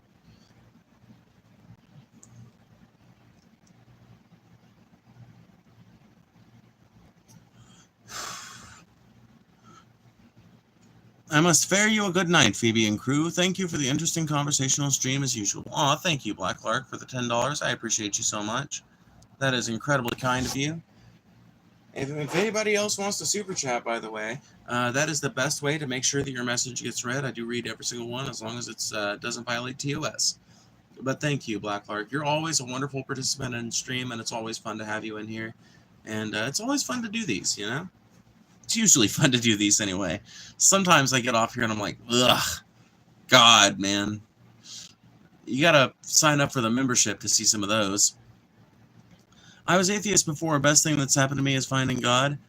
Alicia, oh, is that your story too, Alicia? Ever hear the phrase Deus sive natura? No. Natura? No. Actually, neuroseancer, I haven't. Feel free to explain it to me, though. What if every time there's ever been life on a planet, we've gotten so advanced that we destroy ourselves, and that cycle has been repeating for eternity, and we're just next on the chopping block? Are you saying we're an alien race that keeps hopping from planet to planet and in an endless cycle of death and rebirth? I don't know. I don't really think that the scientific evidence indicates that. But here's what I will say. As far as human civilization goes, we keep finding evidence that human civilization is older than we think it is. So I do think that there's a very good chance that there's a theory that I like to kind of entertain. I don't know how seriously I take it, but there's a theory I like to entertain of we know human beings have been around for a goddamn long time. 200,000 years on a low end. How the fuck do we know there was never another advanced civilization? How the fuck do we know that for sure? What if it just didn't get as advanced as our civilization? What if it didn't become as widespread because the pressures on that society weren't pushing it in the same direction? Because the pressures on a society could lead it to modernize in a way that does not lead it to conquer the world and bring modernization to everyone.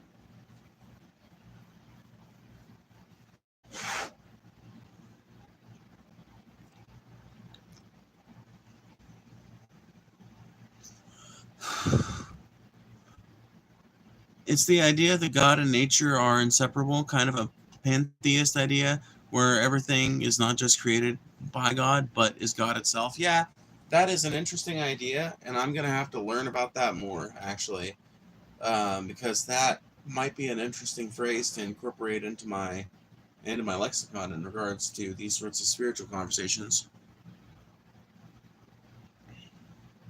God is angry, I think, because there's a crazy storm. Pig mercy.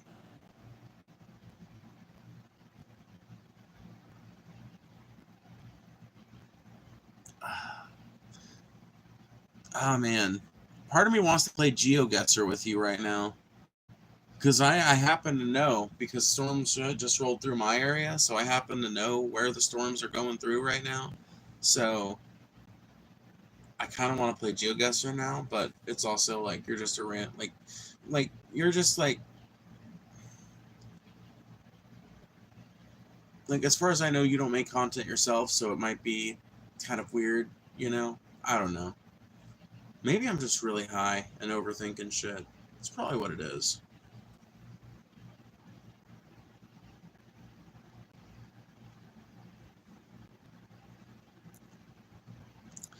Wait, so Phoebe, you love the sky, right? Like I remember you saying something like that yesterday. I don't remember what you said, but right. Yeah, I mean, I'm what you might call a nature worshiper. You know, I feel like a profound amount of wonder looking up at a very clear sky. I feel like the closest thing I feel to a spiritual relationship is with beautiful natural areas and places that have not been touched by humanity, or places that have been touched by humanity in a way that has improved their suitability for the natural world. Things that showcase the world's ability to be beautiful and to grow.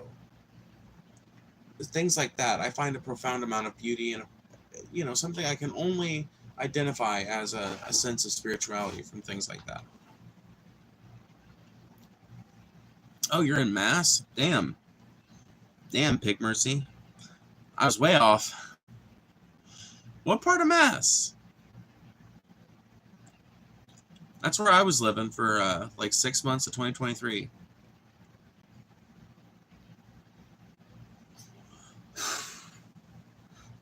So, do you believe that someone created it?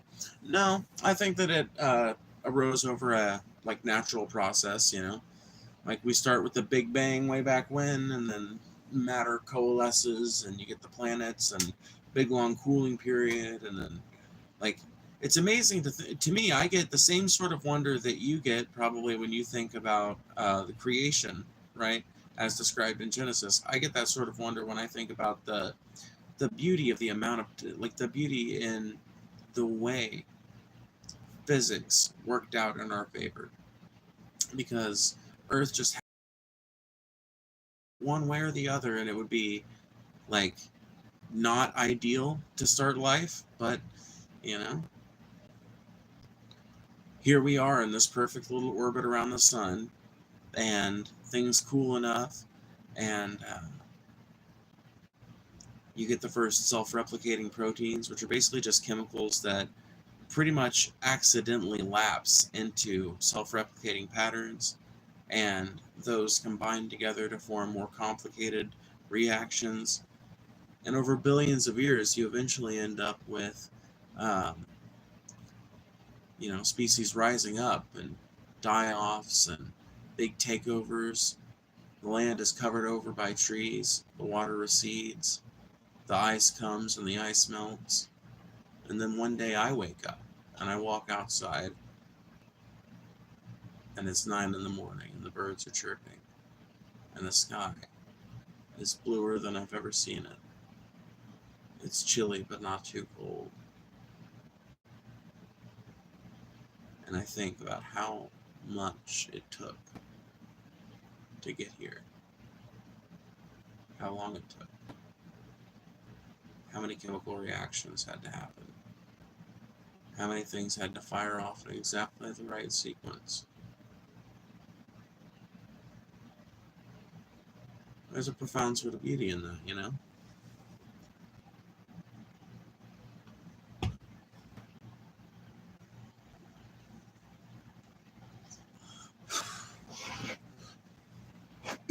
By the way, make sure you guys like the stream. It really does help. Every single time you hit that like button is another chance for this stream to reach even more people, which makes the viewing experience for you even better by virtue of increasing the number of people interacting in the chat.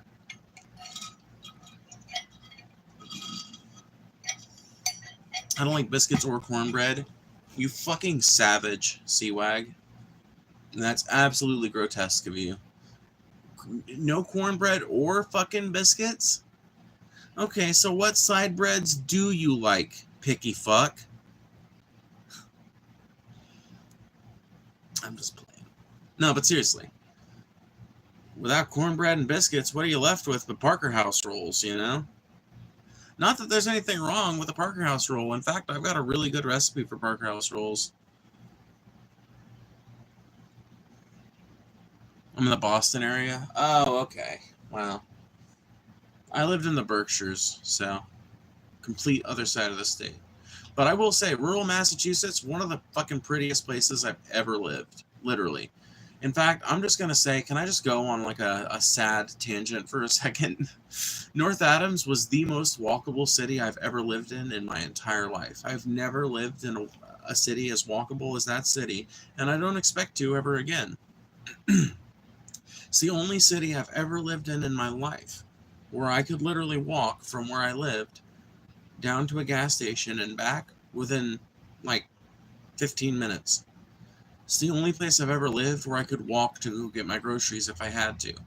It's the only place I've ever lived where I could walk to the downtown area. And the whole town, like, there's just such a serene, kind of untouched beauty to that town. Because, like, there is still enough of the neighborhoods that haven't really seen the sun, haven't really seen the same renovations as some of the other neighborhoods. And that sort of thing, to me, lends an air of affordability and an air of approachability to a town that I think a lot of other towns in the Northeast don't quite capture. And so to me, they come off as way less appealing because they seem like uppity and shit. But North Adams is unassuming.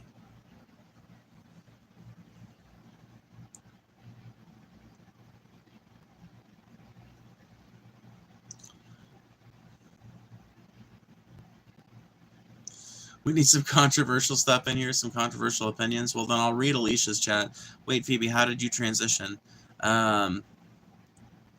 So, I guess I'm not sure what you're asking. I mean, obviously I chose a new name, and I told people about it, and I started dressing differently. Eventually, I got on HRT. I'm not sure what else you would be. Like, I'm not sure what else you would be, like, asking about. Atlanta turned all Mexican and Chinese, so I had to move. Aw. Poor Seawag doesn't like brown people. Poor little Seawag.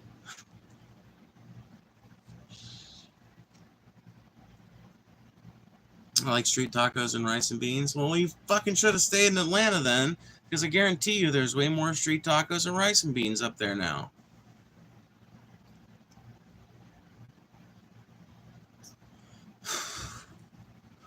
Trump 2028, MAGA. I don't know if you guys know this, but Trump is actually ineligible for a fourth term or a third term or whatever. Bro, he's ineligible. You can't run his dumb ass again. The orange moron is out in just a few short years. So y'all better start lining you up a Ron DeSantis or a fucking, like, you better get Pudding Fingers Ron on the fucking line. You better get Pudding Fingers Ron or fucking little Marco Rubio all tied up, because I gotta tell you, JD Vance ain't winning shit. JD Vance ain't gonna win the fucking, he ain't gonna win the cornhole competition at the Iowa State Fair, bro, let alone the election for the United States presidency.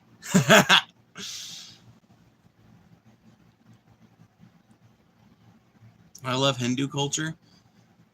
Me too, honestly. I also love Hindu food, which is to say Indian food. Ooh, I love me some Indian food. Oh, y'all want to hear some music tonight? I could play some music. That could be fun. Plus, he's like 1 million anyway. Oh, yeah, dude. I would be shocked if Trump even fucking, like, if the Constitution did get changed and Trump did win a third term, I would be shocked if the motherfucker lived 1.5 years into it. He's so fucking old at this point. But then again, dude, you know, only the good die young, and the most spiteful motherfuckers I've ever met all lived to be 180 or some shit, so, you know, I'm sure Trump is not going to be any different. Motherfucker's going to be like Jimmy Carter. He's going to hang on until he's literally a living, breathing skeleton. He's going to be like 103. And then he'll finally leave politics with an infinitely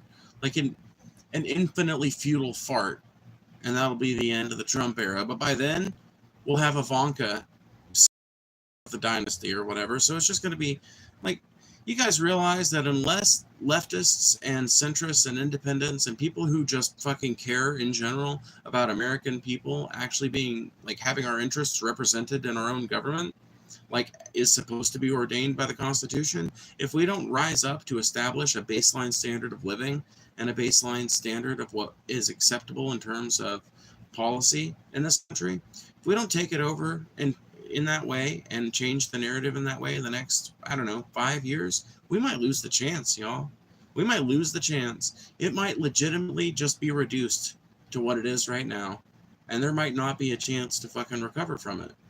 Like, literally, America will be squabbling about Ivanka Trump versus Chelsea Clinton, probably. Ivanka Trump versus Chelsea Clinton. The first presidential race with two woman candidates.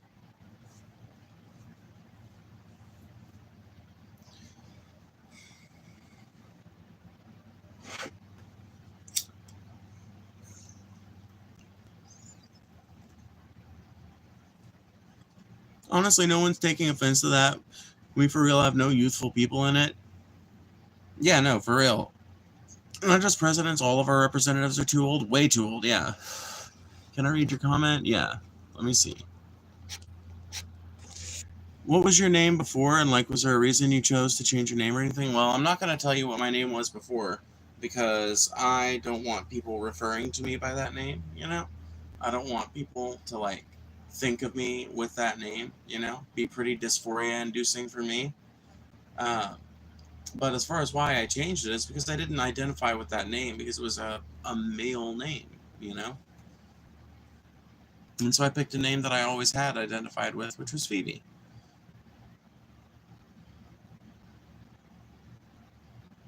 My second choice was Penelope, by the way. But every time I think about Penelope, I think about that one movie about the girl with the pig nose. And I don't think I have a pig nose.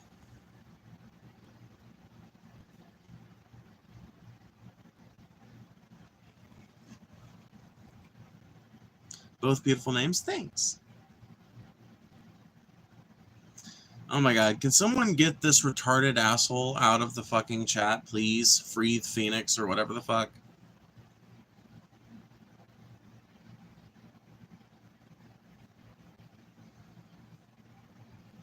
Am I gonna have to touch the poop? Thank goodness. Phoebe feels like Phoenix is a name and it's so pretty. Yeah. It's a shame that the person who just got banned sullied that name. Has anyone seen the woman running for Senate in Illinois? Cat something? I have not. I don't follow Illinois politics like I used to, though.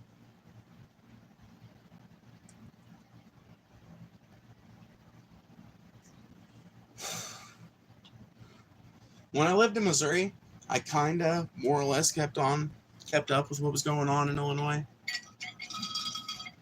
But now that I don't live up there anymore, it doesn't make as much sense. I think about that girl who would stalk Amanda on the Amanda Show, which is weird because I literally only remembered that show just this very second because I think her name was Penelope too. Oh, dude, that's weird. That's fucking weird. Yeah, no, that's not where my brain goes at all. But hey,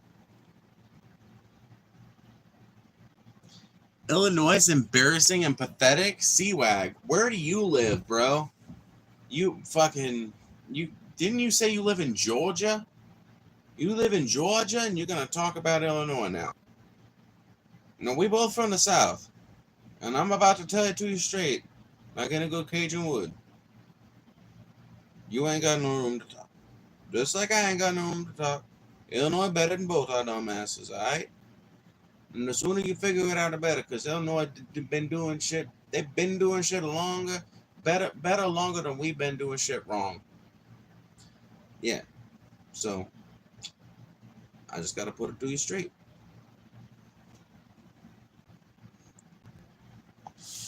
Nah, Illinois is crazy. A gram is like $100. Nah, dude, that's bullshit. It's not that expensive. It is expensive though.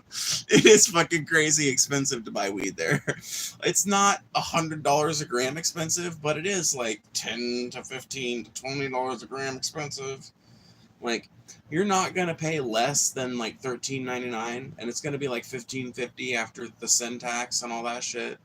So, and if you want like top shelf, then you better buy bulk, because otherwise you're going to be paying like $20 a gram. But honestly, you can get past a lot of that shit by being willing to smoke some of those pre-made pre-rolls and shit. And depending on the brand, some of them are better than others. Some of them are way more stemmy, and some of them are, way higher quality. And if you can find like a pack of pre-rolls, that can sometimes be the like best bang for your buck in Illinois, at least. But yeah, it is a sucky place to be a stoner, unless you've just got oodles of money to spend. I paid $100 for a cart. I was better off buying it illegally.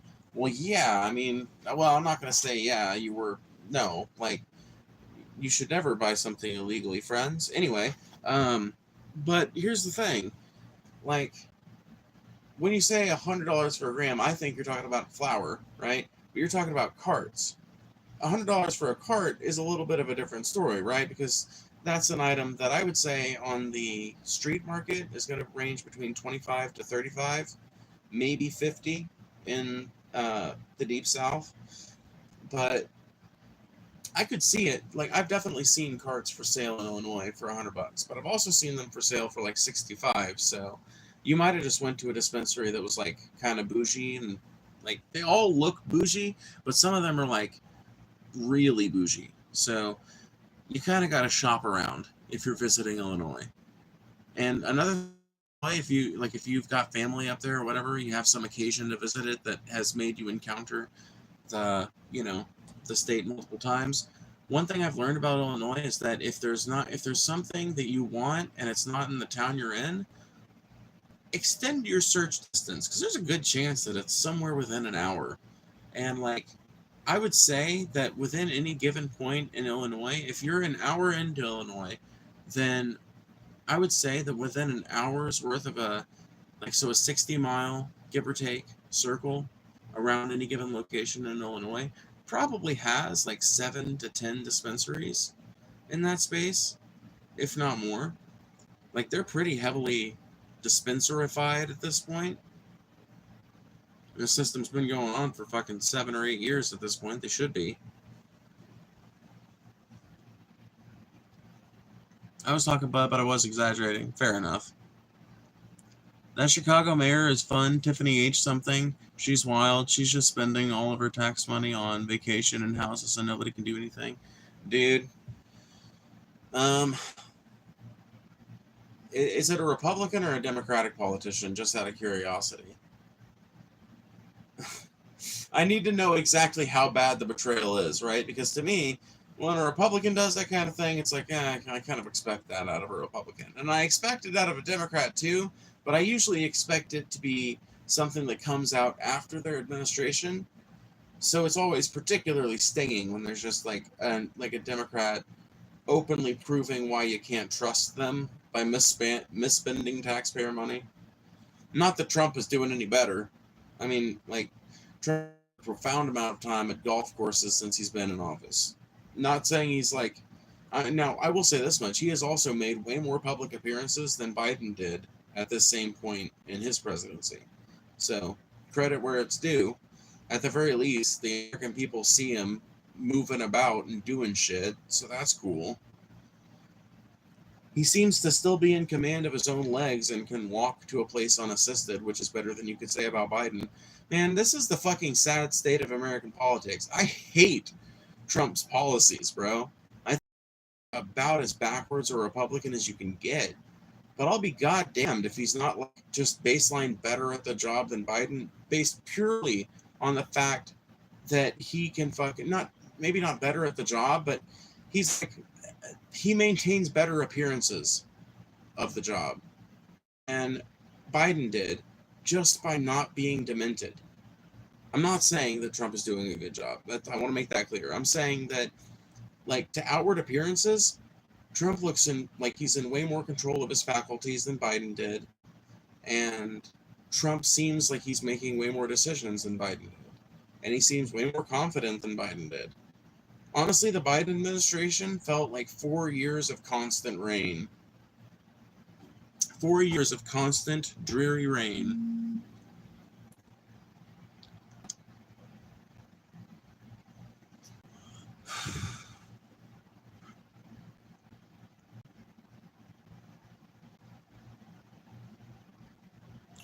Alicia, who is Max?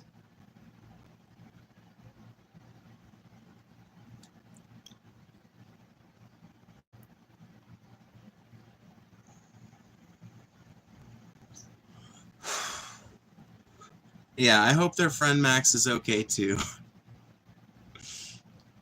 It's going to be hilarious if they think that that's my dead name. Pig Mercy, how much you want to bet Alicia thinks Max is my dead name?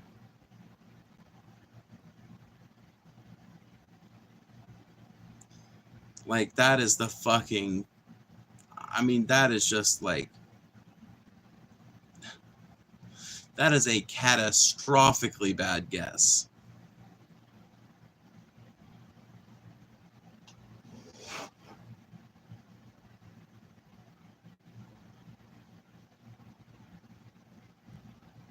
No, I think Pig Mercy would say that if it was in Arabic. Seawag. I'm pretty sure Pig Mercy would. Like, I don't know where you get this idea that I'm like, that me or my community are like way against, you know? I don't know. I can't speak for Pig Mercy personally, but I know for me, I'm not a big fan of Islam either, especially not Shia Islam. I'm especially not a fan of fucking Shia Islam, and especially of 12er Shia Islam. Not a fan of it. Don't like Ayatollahs. Not a fan of mullahs. Would rather there not be emirs.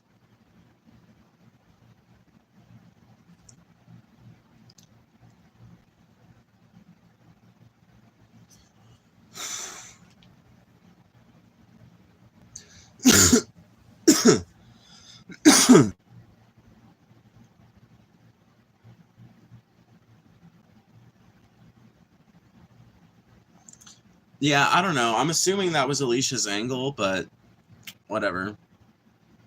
I don't know. It's honestly kind of sad to me that Alicia's trying to like goad that out of me, because Alicia's been so respectful and we've been having like a friendly conversation. And it kind of bothers me that, like, to her, like, her right to know what I used to go by over 5 years ago, her right to know that, to know like details about my personal life that I don't want to share from like 5 fucking years ago, right? Her desire to know that, in her mind at least a little bit, seems to outclass my desire to remain comfortable in my own skin.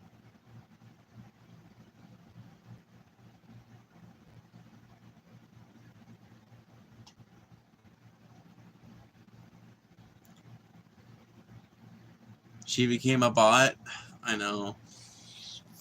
I know. It's the sad fucking thing. It is what it is, dude. It happens a lot in these conversations where somebody will be having like a legitimately good conversation with me and I'll be enjoying it and it'll be going really well. And then eventually it just comes down to where they're like effectively just repeating prayers into the chat. It's like, well, you know, I can't have a conversation with you on the basis of the prayers that you're reciting in the chat, you know? Would that I could. Bro, I will vape if I want to. Hey, watch this, kid.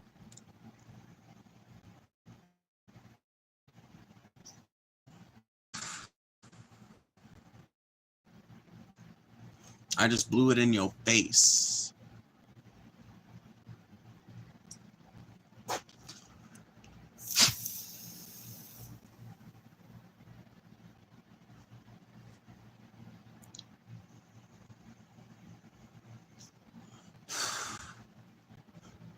Al-Qaeda, ISIS, and the Saudi kingdom are Sunni. Both Shia and Sunni have some pretty terrible manifestations. I don't really distinguish which is worse. I thought Al-Qaeda and ISIS were Shia. My bad. If that's true, then yeah.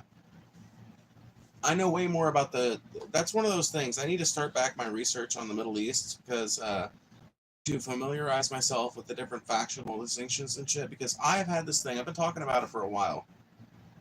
But the reason I keep talking about it is to kind of hold myself accountable to keep working on it. I am wanting to do this thing where I don't know how long it'll be, but I want to do this like project where I go through the history of the Middle East, right?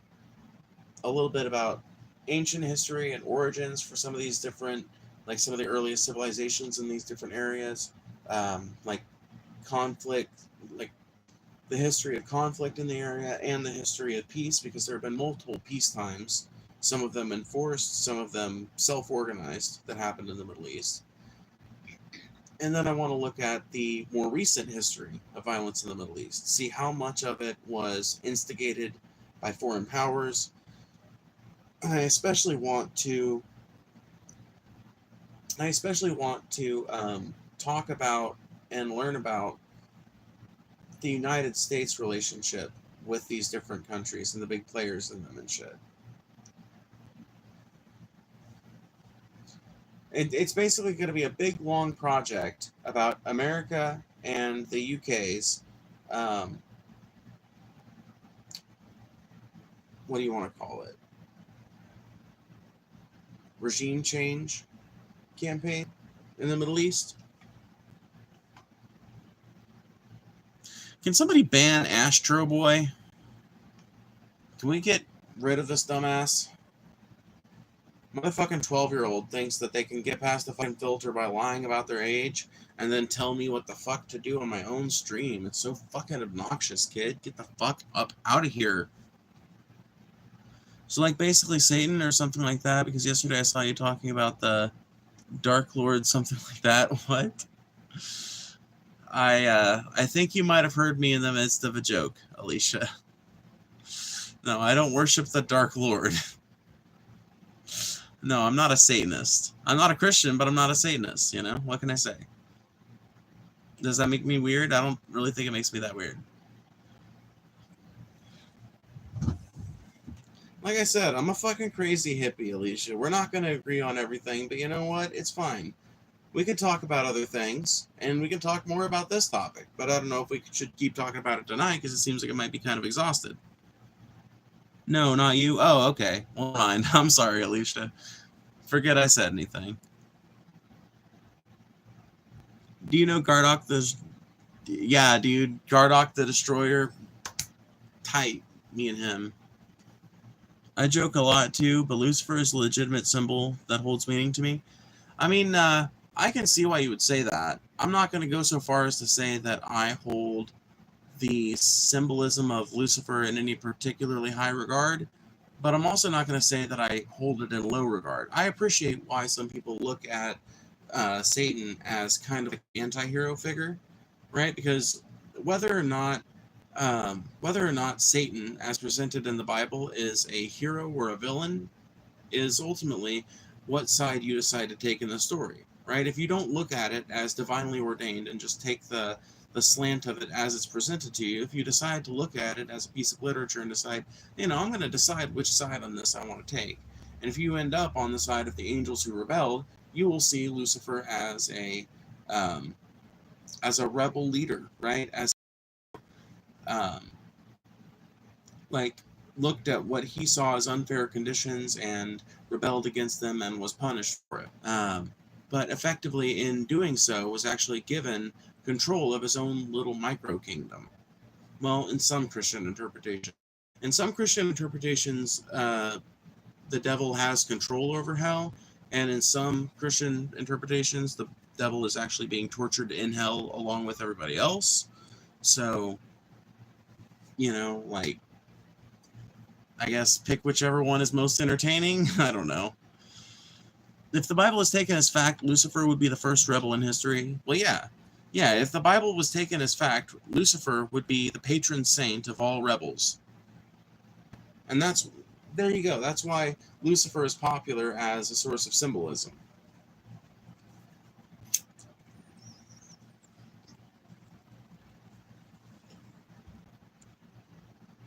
Omnism is the belief that all religions have some meaning and all symbols and deities are significant. Ooh, I like this.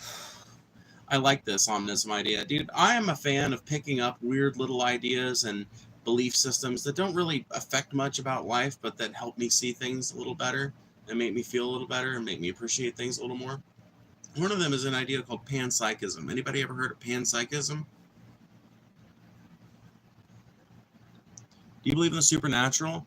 Do I believe in the supernatural? I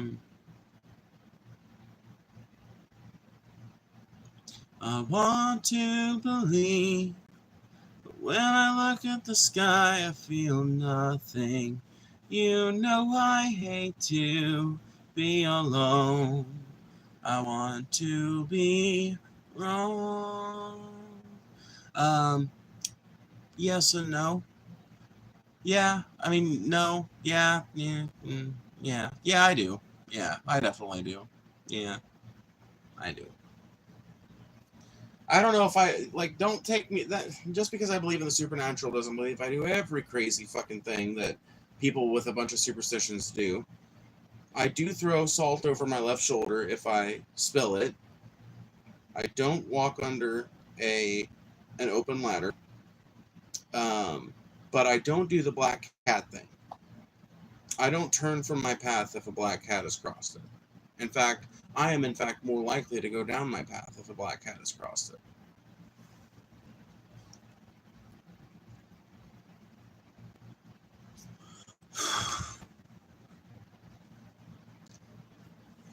I have not. I don't think there can be such a supernatural for the simple fact if something is a part of an observable reality, no matter how mind-boggling, it's still natural.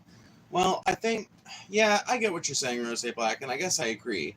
I do think that if there was ever a supernatural phenomenon that we could figure out a way to test and measure, I think we would reveal it as some sort of natural phenomena, either a psychological phenomena or some sort of naturally occurring thing that just happens in physics.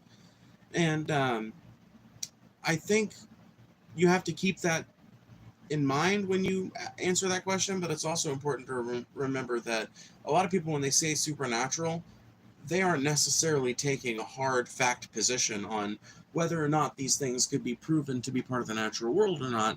A lot of times they're basically finding a way to ask, do you believe in any of the weird, like, unfalsifiable hypotheses about things that people don't have very good explanations for? Like, do you believe any of that weird horse shit? And my answer is yes, I believe some of that weird horse shit. Some of it I don't even know why I believe. Like the salt thing. I don't even know what the etymology of that is. All I know is that my mom always did it, and my mom always made me do it, and so now I do it like it's fucking second nature, and it's just fucking, like, I'll get anxious if I don't do it. I don't know where the fuck that comes from. I don't know what the fucking, like, it's, all I know is it's bad luck not to toss salt over your left shoulder if you spill the salt. Why? You got me. Or like when it comes to my like nature worship shit, I legitimately feel sometimes like, man, I'm about to lose any fucking respect any rational person listening to this has for me. Okay, well, goodbye. There it goes. I legitimately think sometimes the wind is talking to me. I feel sometimes, oftentimes, like I can derive meaning and direction from things that I see in nature. I draw a lot of parallels between my life and nature, and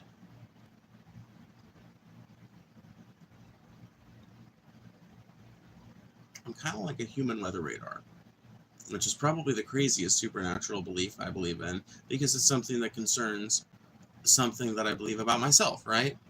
So there are lots of people who will be like, oh, it's about to rain, I think. And I am one of those people, but I am scary accurate about timing. I'll be like, it's about to rain in about 2 hours. Yep. And then, an hour and 30 minutes later, I'll go out there, be fucking around for a few minutes, and I'll be like, I think that's about 15 minutes away. And then 15 minutes on the dot, there it is. Now, is that because I'm like particularly sensitive to pressure patterns? Probably. Is that like entirely explainable natural phenomenon? Probably. Like, is it, part of it from being raised by parents who were interested in weather and who listened to weather reports and like learning about the weather cycle and shit when I was a kid? Probably. Is a combination of all that? Yeah. Does it also feel kind of weird and supernatural? It sure does. It sure does. It feels like a little bit of a party trick. It actually was it was levied at me in a fight one time with one of my road dogs, because I kind of had an "I told you so" moment because this exact thing happened. I said, which whatever, we should have gotten up earlier that morning and that was my fault, but we didn't. We fucked around and then we got out, and as we started to get out and go down, I was like, man, I really feel like it's about to rain in like 15 minutes, and I wasn't even suggesting we go back in because I was feeling pretty sprightly that day, but my road dog got all mad and it led to this big fight, and then eventually we just decided to go down there anyway. We didn't talk the whole way down. We get set up, and literally 5 minutes in to playing the first song or the first few songs,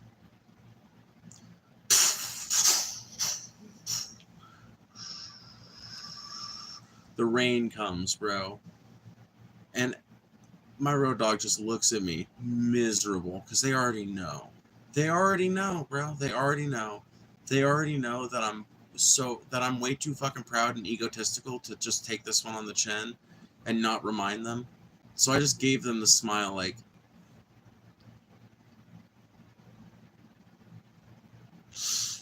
but you know what? I kept on playing and they were like, fuck it, I'm going back to the car, whatever. And I was like, okay, fine. So they went back up to the car. I kept out playing. Dude, I played literally until my guitar got so wet that it effectively didn't. So there's a weird thing that happens when you get a guitar excessively wet. It doesn't play right. Crazy, I know, right? But yeah, if you get a guitar like super fucking wet, if you're playing an acoustic guitar in a bunch of rain, it will get to the point where it's so saturated with water that it's effectively not able to transmit sound very well anymore. There's like water droplets resisting the vibration and adding drag on the strings themselves, and then there's like water droplets all over the body of the guitar, and there's some on the inside, and all of this is producing a dampening effect. And so I basically played until my guitar was too saturated to play, and then I just stood there with my sign, and I spanged until the rain ended. Ended up making a pretty decent amount for spange, and then I went up there, and I was feeling pretty magnanimous.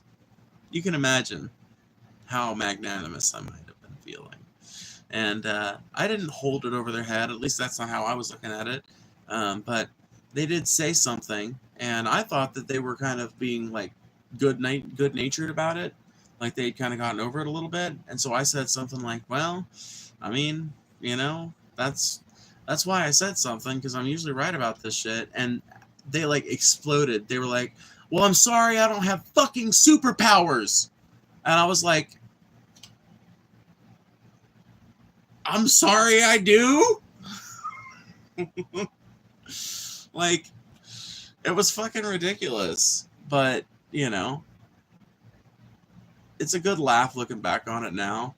Because after that was such a compliment. Like, it was literally like they were so pissed at me, but it was such a compliment that I couldn't help but like fucking glow. I was like, well, gee, thanks.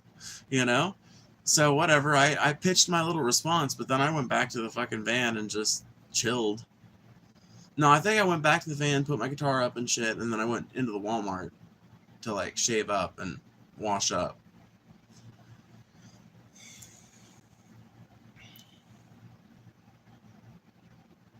It could be a stream about sea otters interacting with predating sea wolves, and there would be a Christian there praying for the chat. Dude, Pig Mercy, you're so fucking right. Literally, you could have a stream about watching paint dry, or like a stream about, like, those streams that they've got where you're just watching a mother kestrel care for her eggs and her chicks. It's like a constant 24/7 daily stream of kestrel life in the kestrel nest. Literally, look in those chats. There's a Christian up in there telling other people how to live. I'm blessing the chat. And you know what? I'm not even hating. It's just like, that's weird, bro. I don't feel like that's successful. I just don't feel like there's any way that that's a successful, like, avenue of evangelism.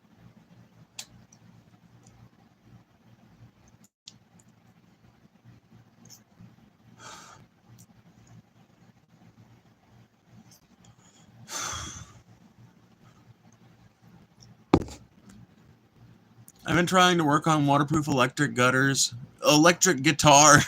gutters, bro. Waterproof electric guitars and toasters. Unfortunately, my toasters have yet to get back to me, so that's on the back burner. Yeah, well, that sort of product testing is wrought with strife and wrought with mistakes, you know. You have to be very careful in this stage of product testing. Whatever the case, it is likely translates to God. Almost all religions conveniently do that. Oh, well, yeah, pretty much, yeah.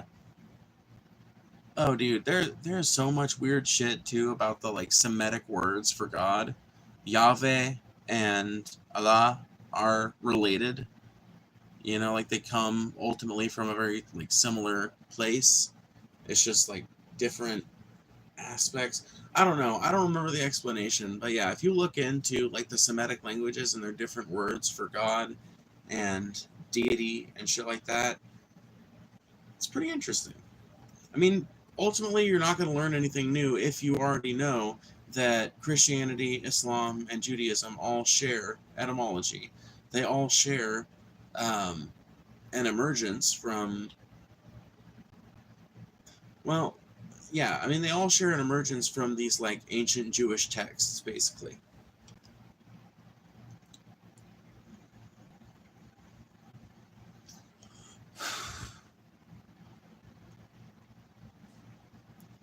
I thought Yahweh was a specific war deity. I thought Yahweh was, like, Jewish God. Am I just fucking misinformed on this? My old road dog was Jewish, but I tried to limit my patronizing, you know, you're my Jewish friend questions to like 2 or 3 a day, you know? And that's one of the ones I never got to. The Abrahamic faiths, exactly. I think we're both misinformed. Yeah.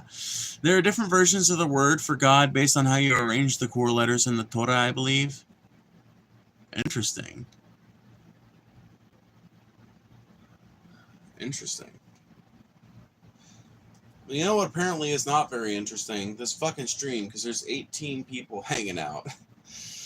What have I done? What have I become? My sweetest friends. Every stream I do has 20 people at the end. And you could have it all my super chats, if you take them from my dead transgender hands.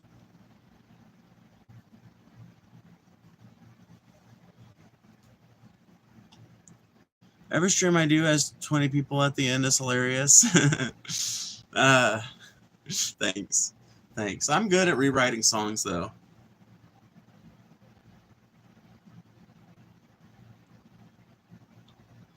I could do it as a fun little exercise for the chat sometime. Just give me a melody that I know and a topic to sing about instead of the topic matter.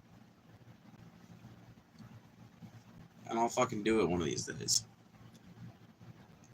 This is the Matrix. You're in a simulation. I'm just a knockoff version of Skynet. That would be the truth of the Matrix if it really did exist, right? We would not be living in the premium Matrix presented by the movies. We would be living in like the shitty Temu Matrix. We're not in the good Matrix. We're not in the fun Matrix. What about Rickroll song? I don't actually know. Never Gonna Give You Up. Dun dun dun dun dun dun dun dun dun. Never gonna give you up. Never gonna let you down. Never gonna tell a lie and hurt you. Never gonna give you up. Never gonna say da-da-da-da-da-da. I don't even know the words to that song, bro. I would have to make up words to that song, in other words.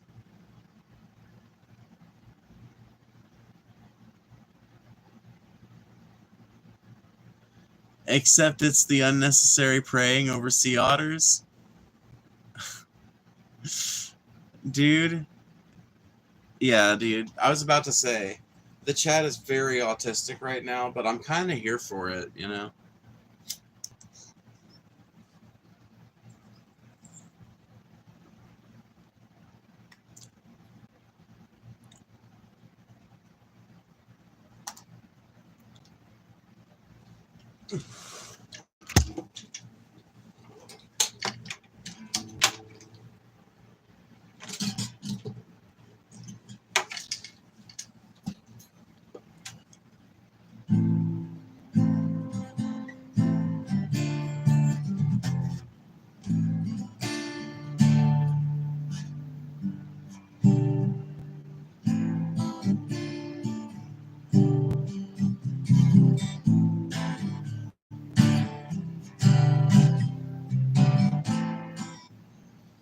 Is that really all there is to it?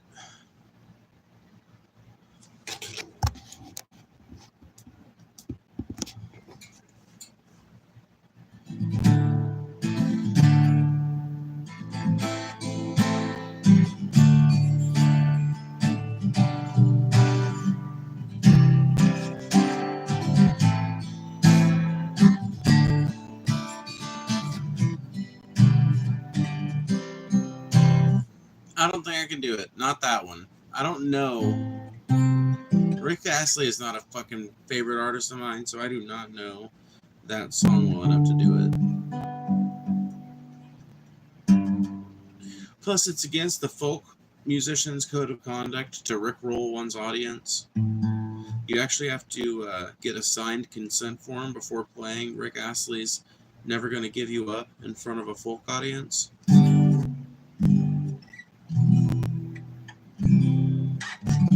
By the way, I'm joking. You should do a folk punk version of Eminem. Oh, God. Oh, shit.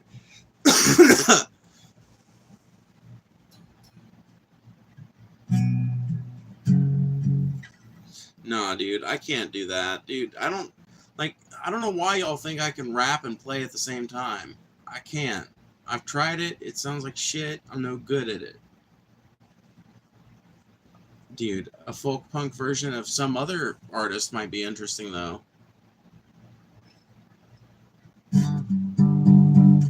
But Eminem is just going to be hard to do because it's going to be hard for me to fucking puzzle out an Eminem song from memory just sitting here, you know?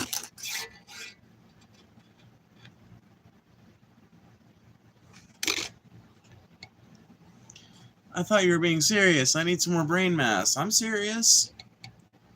I'm 100% serious. Yeah, I know. Literally dropped an ad, like a whole Super Bowl ad. It's okay. Alicia's chill. Like, I'm not going to engage with her further tonight because I've moved on from the topic, but, she's fine to hang out and chat if she wants to. Here, as a tribute to Alicia, I'll play the closest thing to a gospel song that I know.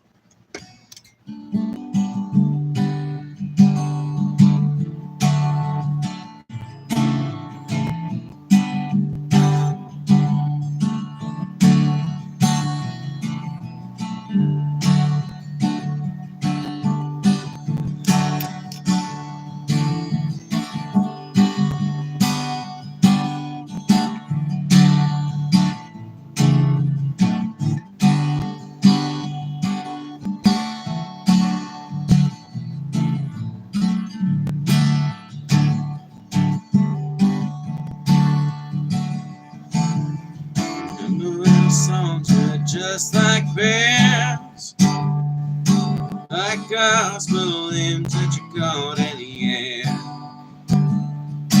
Come down, sweet river.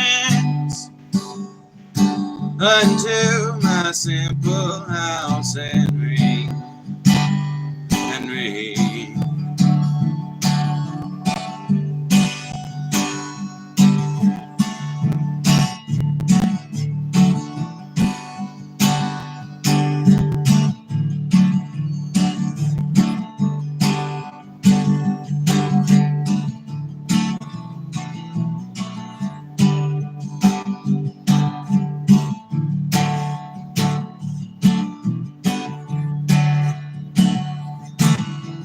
Ring like silver, ring like gold. Ring out those ghosts on the Ohio. Ring like clear day wedding bells. Ring the belly of the beast to the sword that fell. We'll never tell.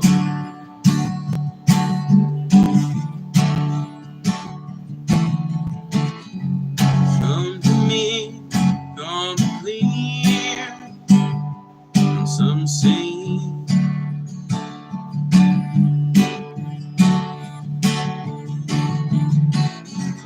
watch the world spinning waves on some machine.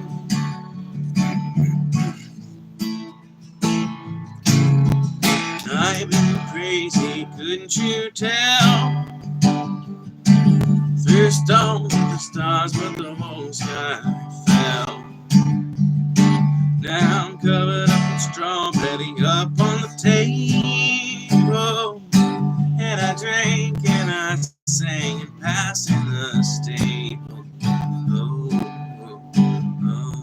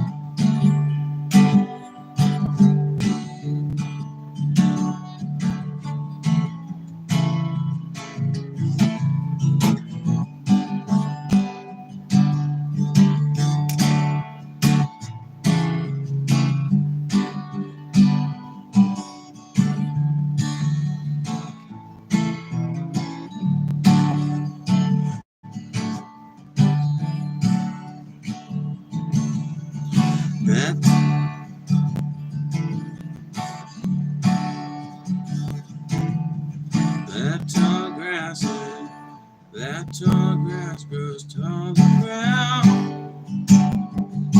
Well, I dragged you straight in the muddy ground, and you send me back to where I roam.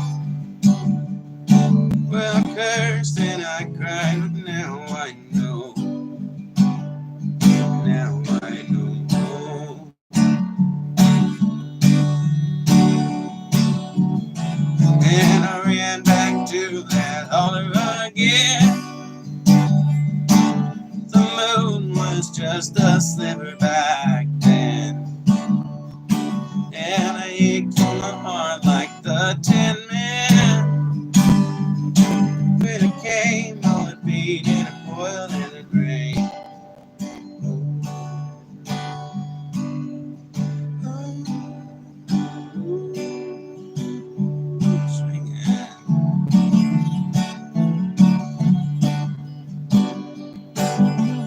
Ring like crazy, ring like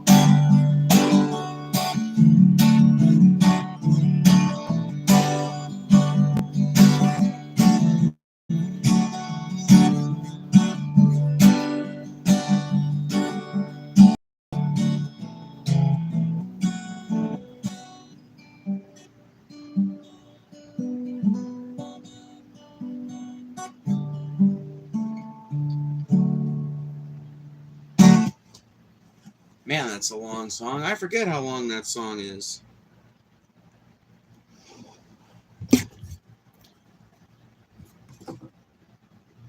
Oh my god, dude. RKS is my favorite band. The lead singer chopped that off too. Oh my god. Wait a minute. Hold on. Hold the fuck on. The lead singer of RKS came out as trans? Is that what you're telling me, CWAG? Is that real? Can someone verify?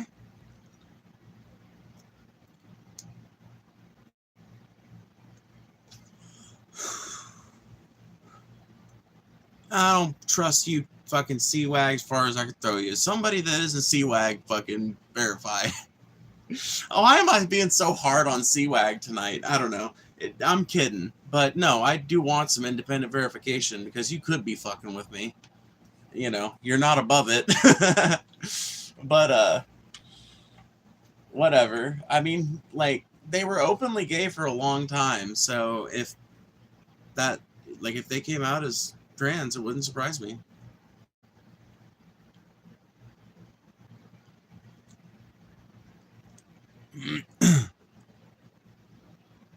Do you like Against Me?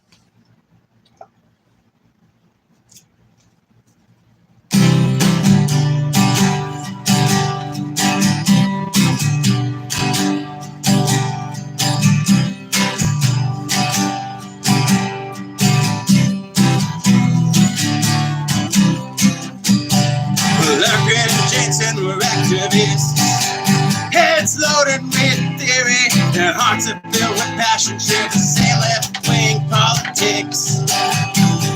Like the same music, they were part of the protest movement, well, and up into the sale eminence. Studied the way they talked and dressed, fancied herself an anarchist, had been love banner, had a meeting on a cocktail conference, didn't know it, but it all was an FBI informant. Eric fell in love with an FBI informant, shared his dream for revolution. Now he's sitting in solitary confinement. Do what you think, do what you say. Use against you, Lord, one day. Well, and I think she's a hawk. She's just a fucking snitch.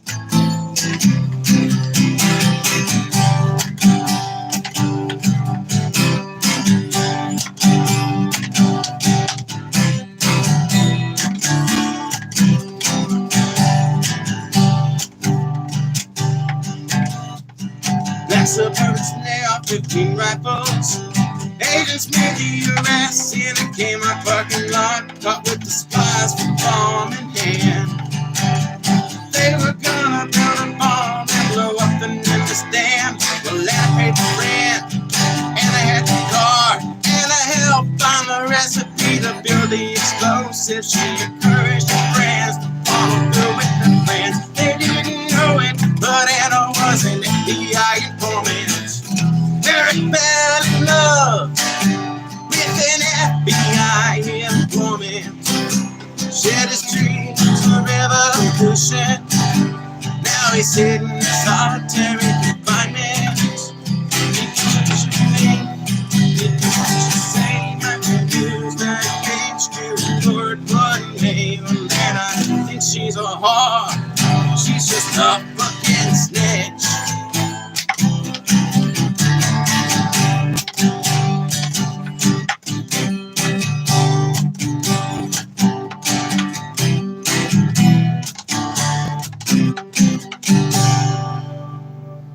That's actually all the lyrics of that song I can remember, sadly.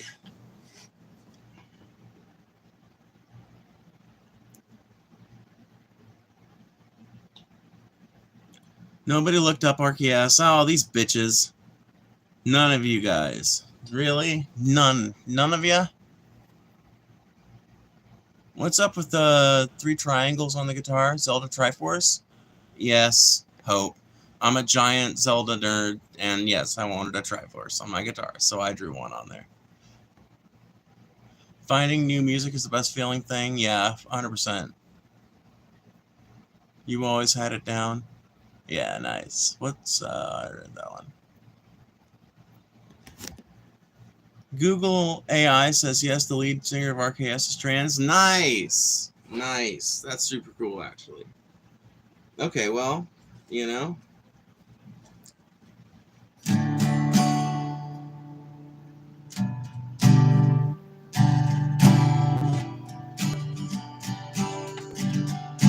God to the devil and the devil did come. Sent to the devil, devil, do you like drums? Do you like cigarettes, dominoes, rum? Said only sundown, Sundays, Christmas. Sundays only when I need a few friends. Now and again I could never hope to keep them, stop to get friends. What I thought that they wanted, never had they needed a good friend as I'd been. Don't get me venting on friends who resent you, cause all you've ever done is been a friend to hang on to. They thought was a necklace, and reckless they fell into hell. Oh, you both hang with nothing to do but scratch, kick, like gravity when like fuck this, like gravity when like you can leave it all behind. Even the devil needs time alone sometimes. You can let it all go. You can let it all go. It's called free fall. It's called free fall. Called to the devil and the devil said quick, can't be bothered, better handle your shit. Keep about your wits, not keep about your wits. And all your friends and who you came in with. Can I sit down, I've been listening all day. I can't even count how many souls I've made off the same deal you're on. Remember, the devil ain't a friend to no one but time, truth. I'm fucking forgetting the chords. God damn it. I'm not as good at this song as I used to be. I fucking hate that. Ugh, that's like a dagger directly to my heart. Because I used to have a good cover of that song. I'm going to have to relearn it. That's just all there is to it.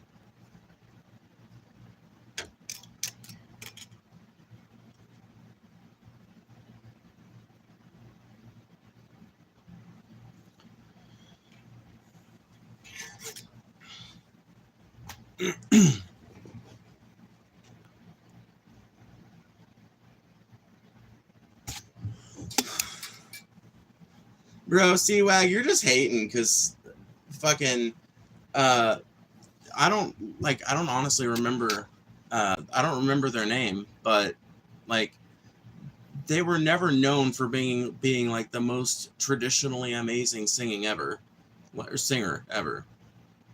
Like the lead singer from RKS is known for having a pretty like unique voice. Good, but unique. But like regardless, I don't think that them being trans has much to do. Like even if their voice does suck now, because I haven't listened to any of their like super new material. But even if their voice does suck now, excuse me, it's probably not got anything to do with them being trans. It's probably got to do with like aging, if I had to guess.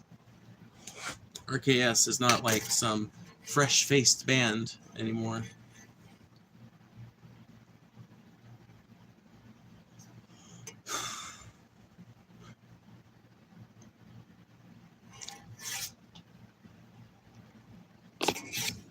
The way I would crash out when I learn a song on something I don't want to ever forget. I play too many instruments to forget a song. Oh my god. Hope. Fucking. No. Dude.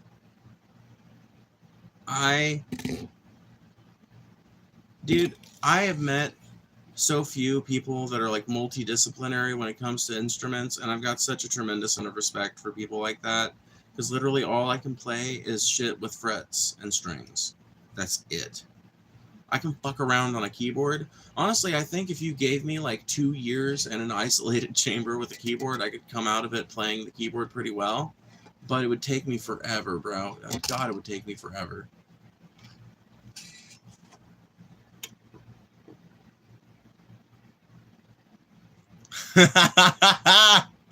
Oh my god, Pig Mercy and Seawag are going at it, dude.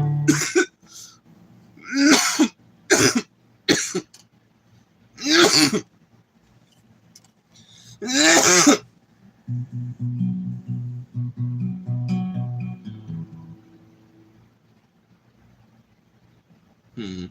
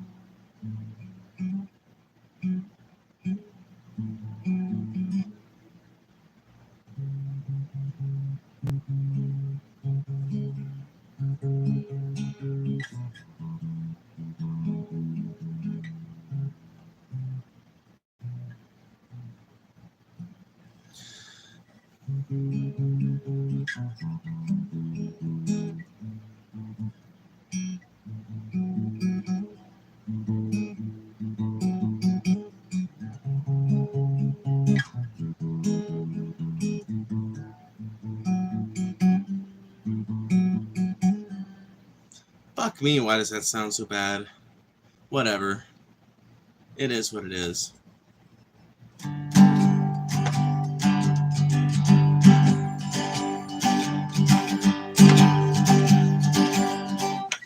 Something's out of tune. I can hear it. Can you guys hear it?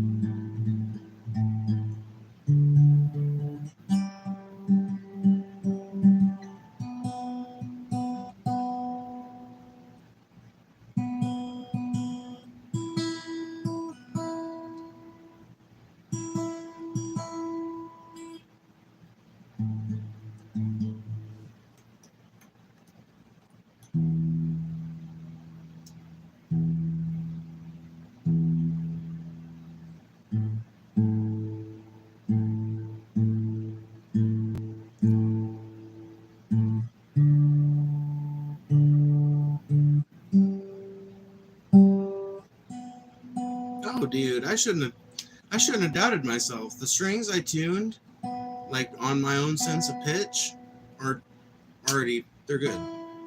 Nice. That's actually really cool. I should have never doubted myself.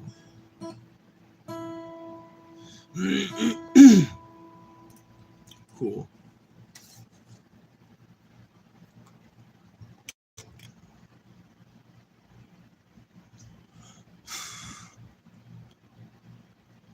I voted for breakfast. Yeah, me too. Anybody in here? Does the name Neutral Milk Hotel mean anything to anybody in here?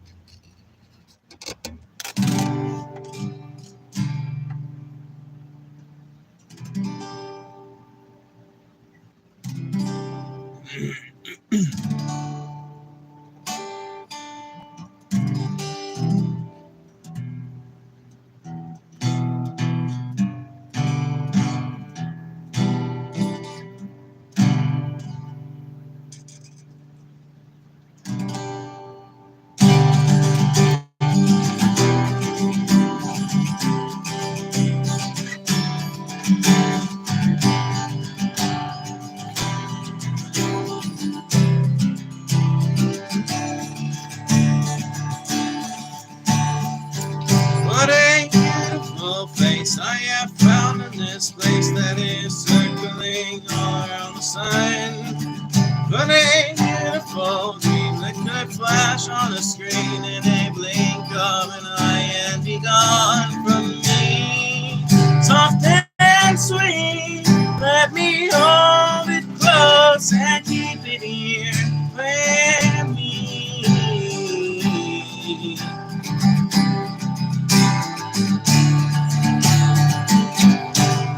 And one day we will die and our ashes they'll fly from the airplane over the sea. But for now we are young, let us lay in the sun and count every beautiful thing we can see. But to be in the arms of all and keep it here with me.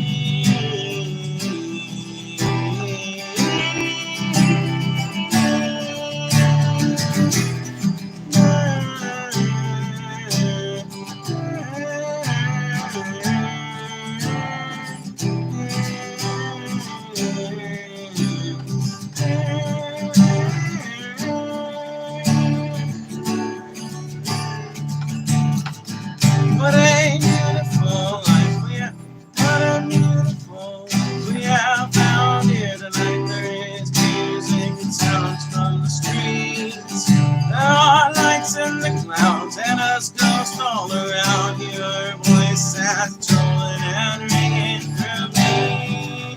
Soft and sweet, how the noise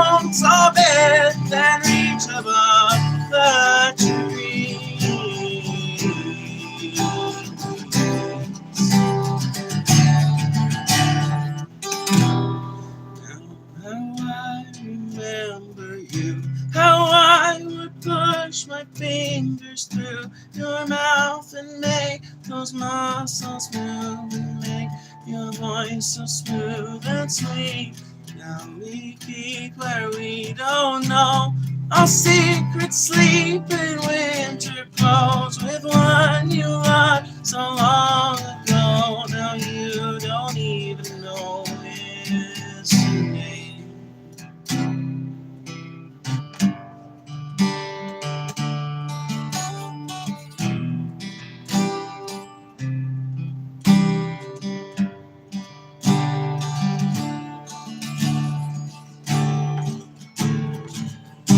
What a beautiful place I have found in this place that is circling all around the sun.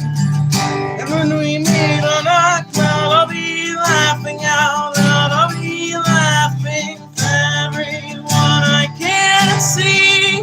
Can't believe how strange it is to be anything at all.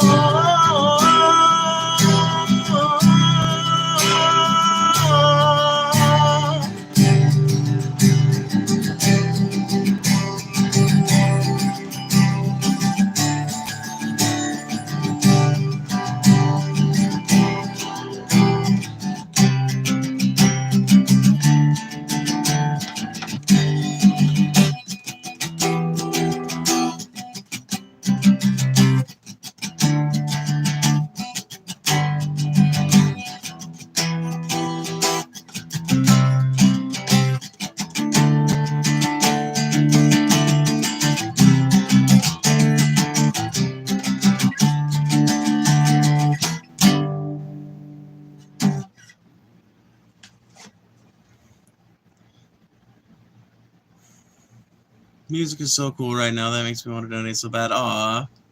Well, thank you for the wish to donate. So talented. Thank you, Glitch Dash. You're so kind. I appreciate you. You really are nice. You're, yeah. Man, I'm sleepy. Holy shit. That was dope. Aw, thanks, Pig Mercy. Yeah, if it was a little late, if it was a little earlier, I would do some more, but I don't want to wake my housemates up.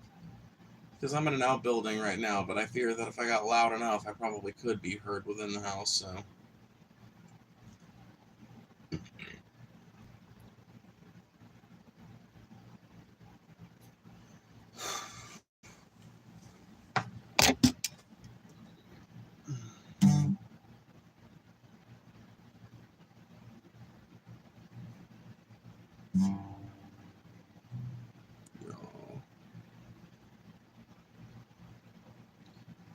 I feel it, Mr. Krabs.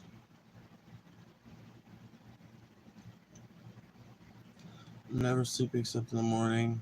Oh, dude.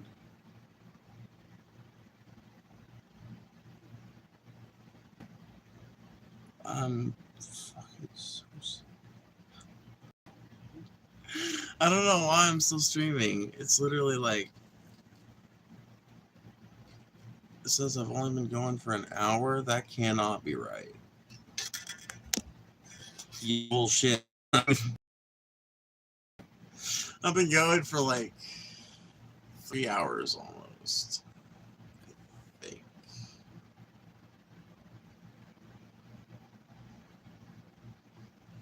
Almost 3 hours, yeah.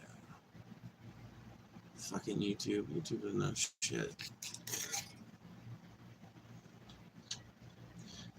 Just remembered I get to go see my instruments tomorrow. They aren't pets, but like I'm excited. Dude, are they like, is it like a split household situation where you've got like, you know, like one of your parents has your instrument collection at their house? Because like that kind of sucks because you can't have access to all of them all the time, but I'm guessing you can probably take one with you whenever you leave, so that's maybe that's kind of cool.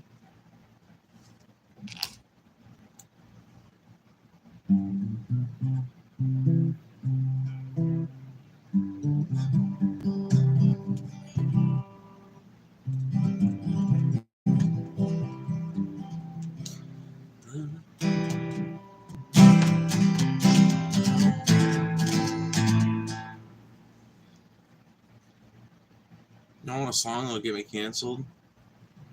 I'm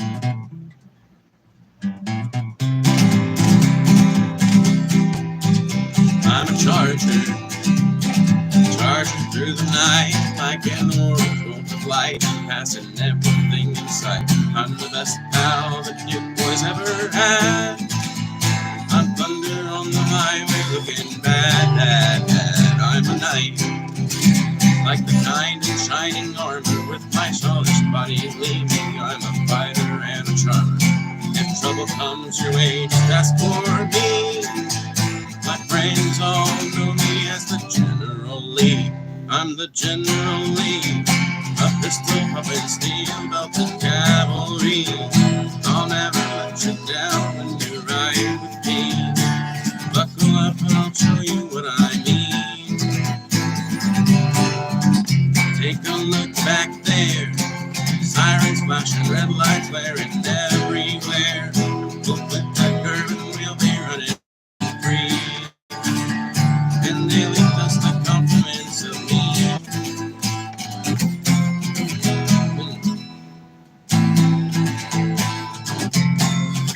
General Lee.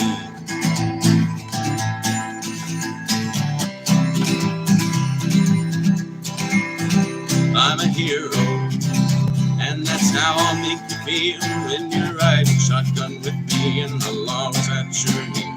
I'm glory bound, but when the chase is done, I'll take off through the mountain and have fun, fun, fun. I've got style, tearing through the curves, let my flag wave proudly to the people that I serve. I'm number one and I will always be. The pride of the South, they call the General Lee. I'm the General Lee, a pistol pumping steel belted cavalry. I'll never let you down when you ride with me. Buckle up and I'll show you what I mean. Take a look back there, sirens flashing, red lights flaring everywhere. We'll cross the pond and we'll be running free, and they'll go swimming compliments of me. General Lee, General Lee, General Lee.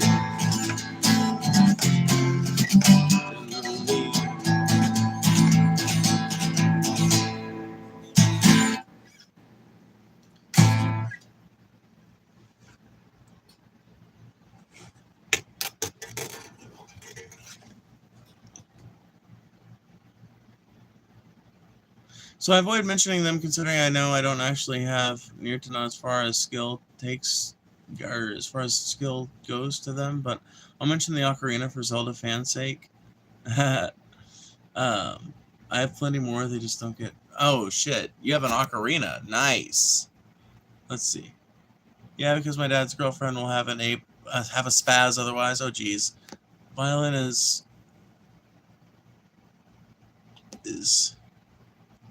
What? Waiting. Oh, okay. Guitar and ukulele. Nice. That is super fucking nice.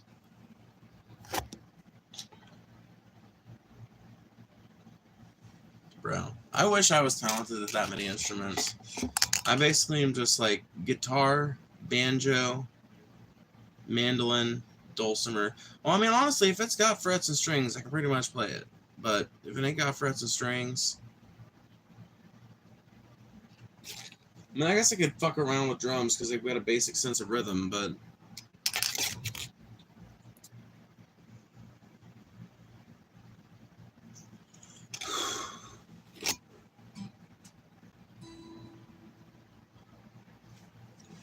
There's a song that's been stuck in my head all day, and it's very obscure, but maybe you guys will like it. Hold on.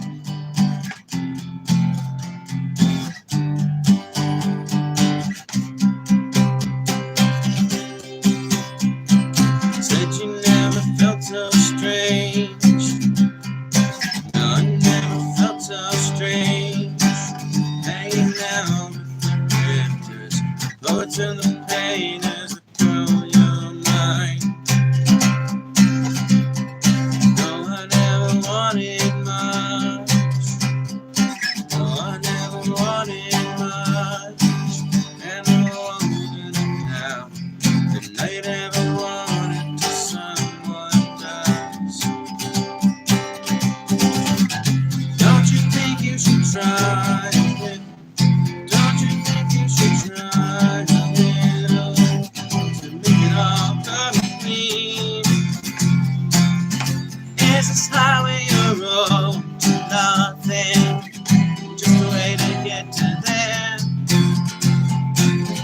But you gotta get out of nothing, 'cause nothing is the way it seems. I saw you in the darkness, saw you in silence, looking through the pillars of your pain. Saw you in silence, crawling through the pillars of your pain.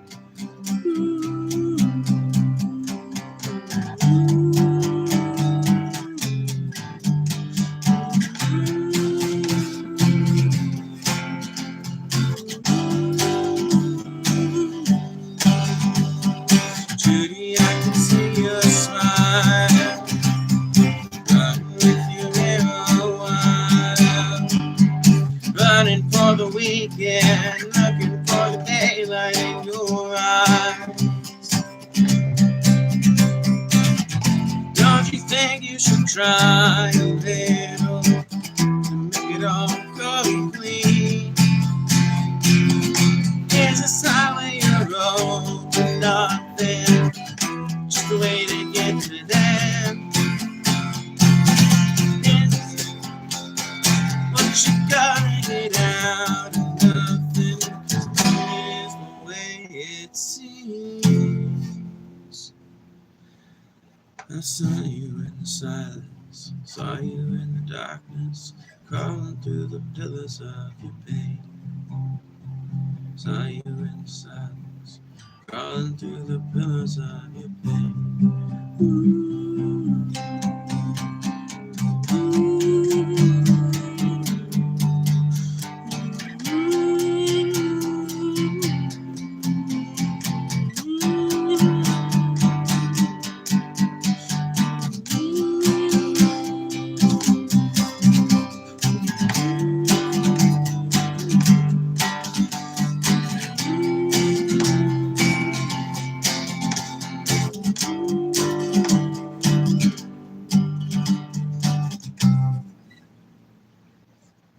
Starlight Number 3 by Mojave 3, if you're interested.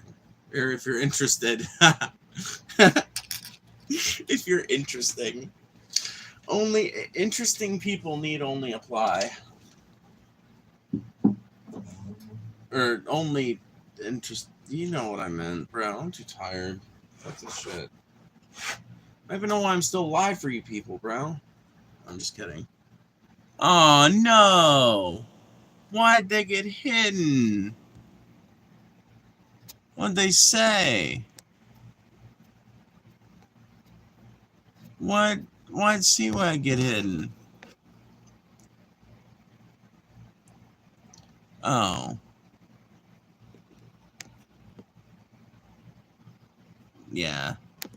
Well, CWAG, it was fun while it lasted, but you had to go to the Peter Griffin mix. Not that it really bothers me, but it's just like based on original shit.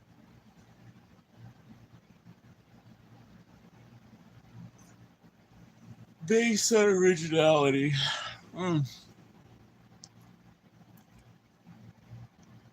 Yeah, no, I got you. I read back through it.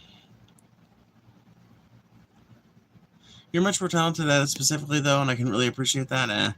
I appreciate it. That makes me feel good. That's kind of you. I only have so much skill at most of them. I'm advanced with the violin for my class because I have to skip a year. But everything else is intermediate. Your guitar skill is amazing. Well, thank you. That's kind of you.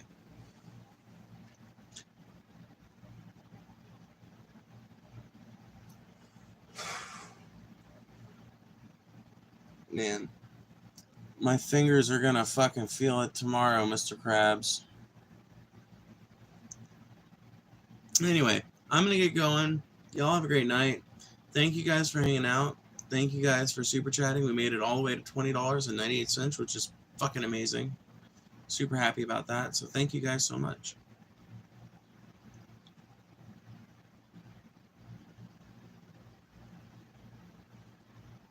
I hope you realize I have to tell you before you sleep that, like, imagine sleeping. I know, Hope. Listen. Me and you both know that I got a debuff that you ain't, okay? I got a debuff. The debuff of being over 25, okay? So I have to sleep, all right? Yeah, I get it. When you're like 7, you can, like, I can stay up all night eating maraschino cherries. It's fine, but like us grown-ups, I'm sorry, Hope. I hope you know I'm just fucking around with you. I'm just kidding. Science says I need more. Yeah, science says you need way more. But that's the great thing about being young, though, is like I'm getting to the point where I don't have that youthful exuberance anymore. But just a few years ago, I had that, and it's kind of great because you really can just like stay up all night and be like, well, that happened. I guess I'm gonna go through my day now. Usually you have to go to bed early the next day, but who cares? Like way more than I want. I know. Yeah. No, for sure. All right. With that, I bid you guys adieu.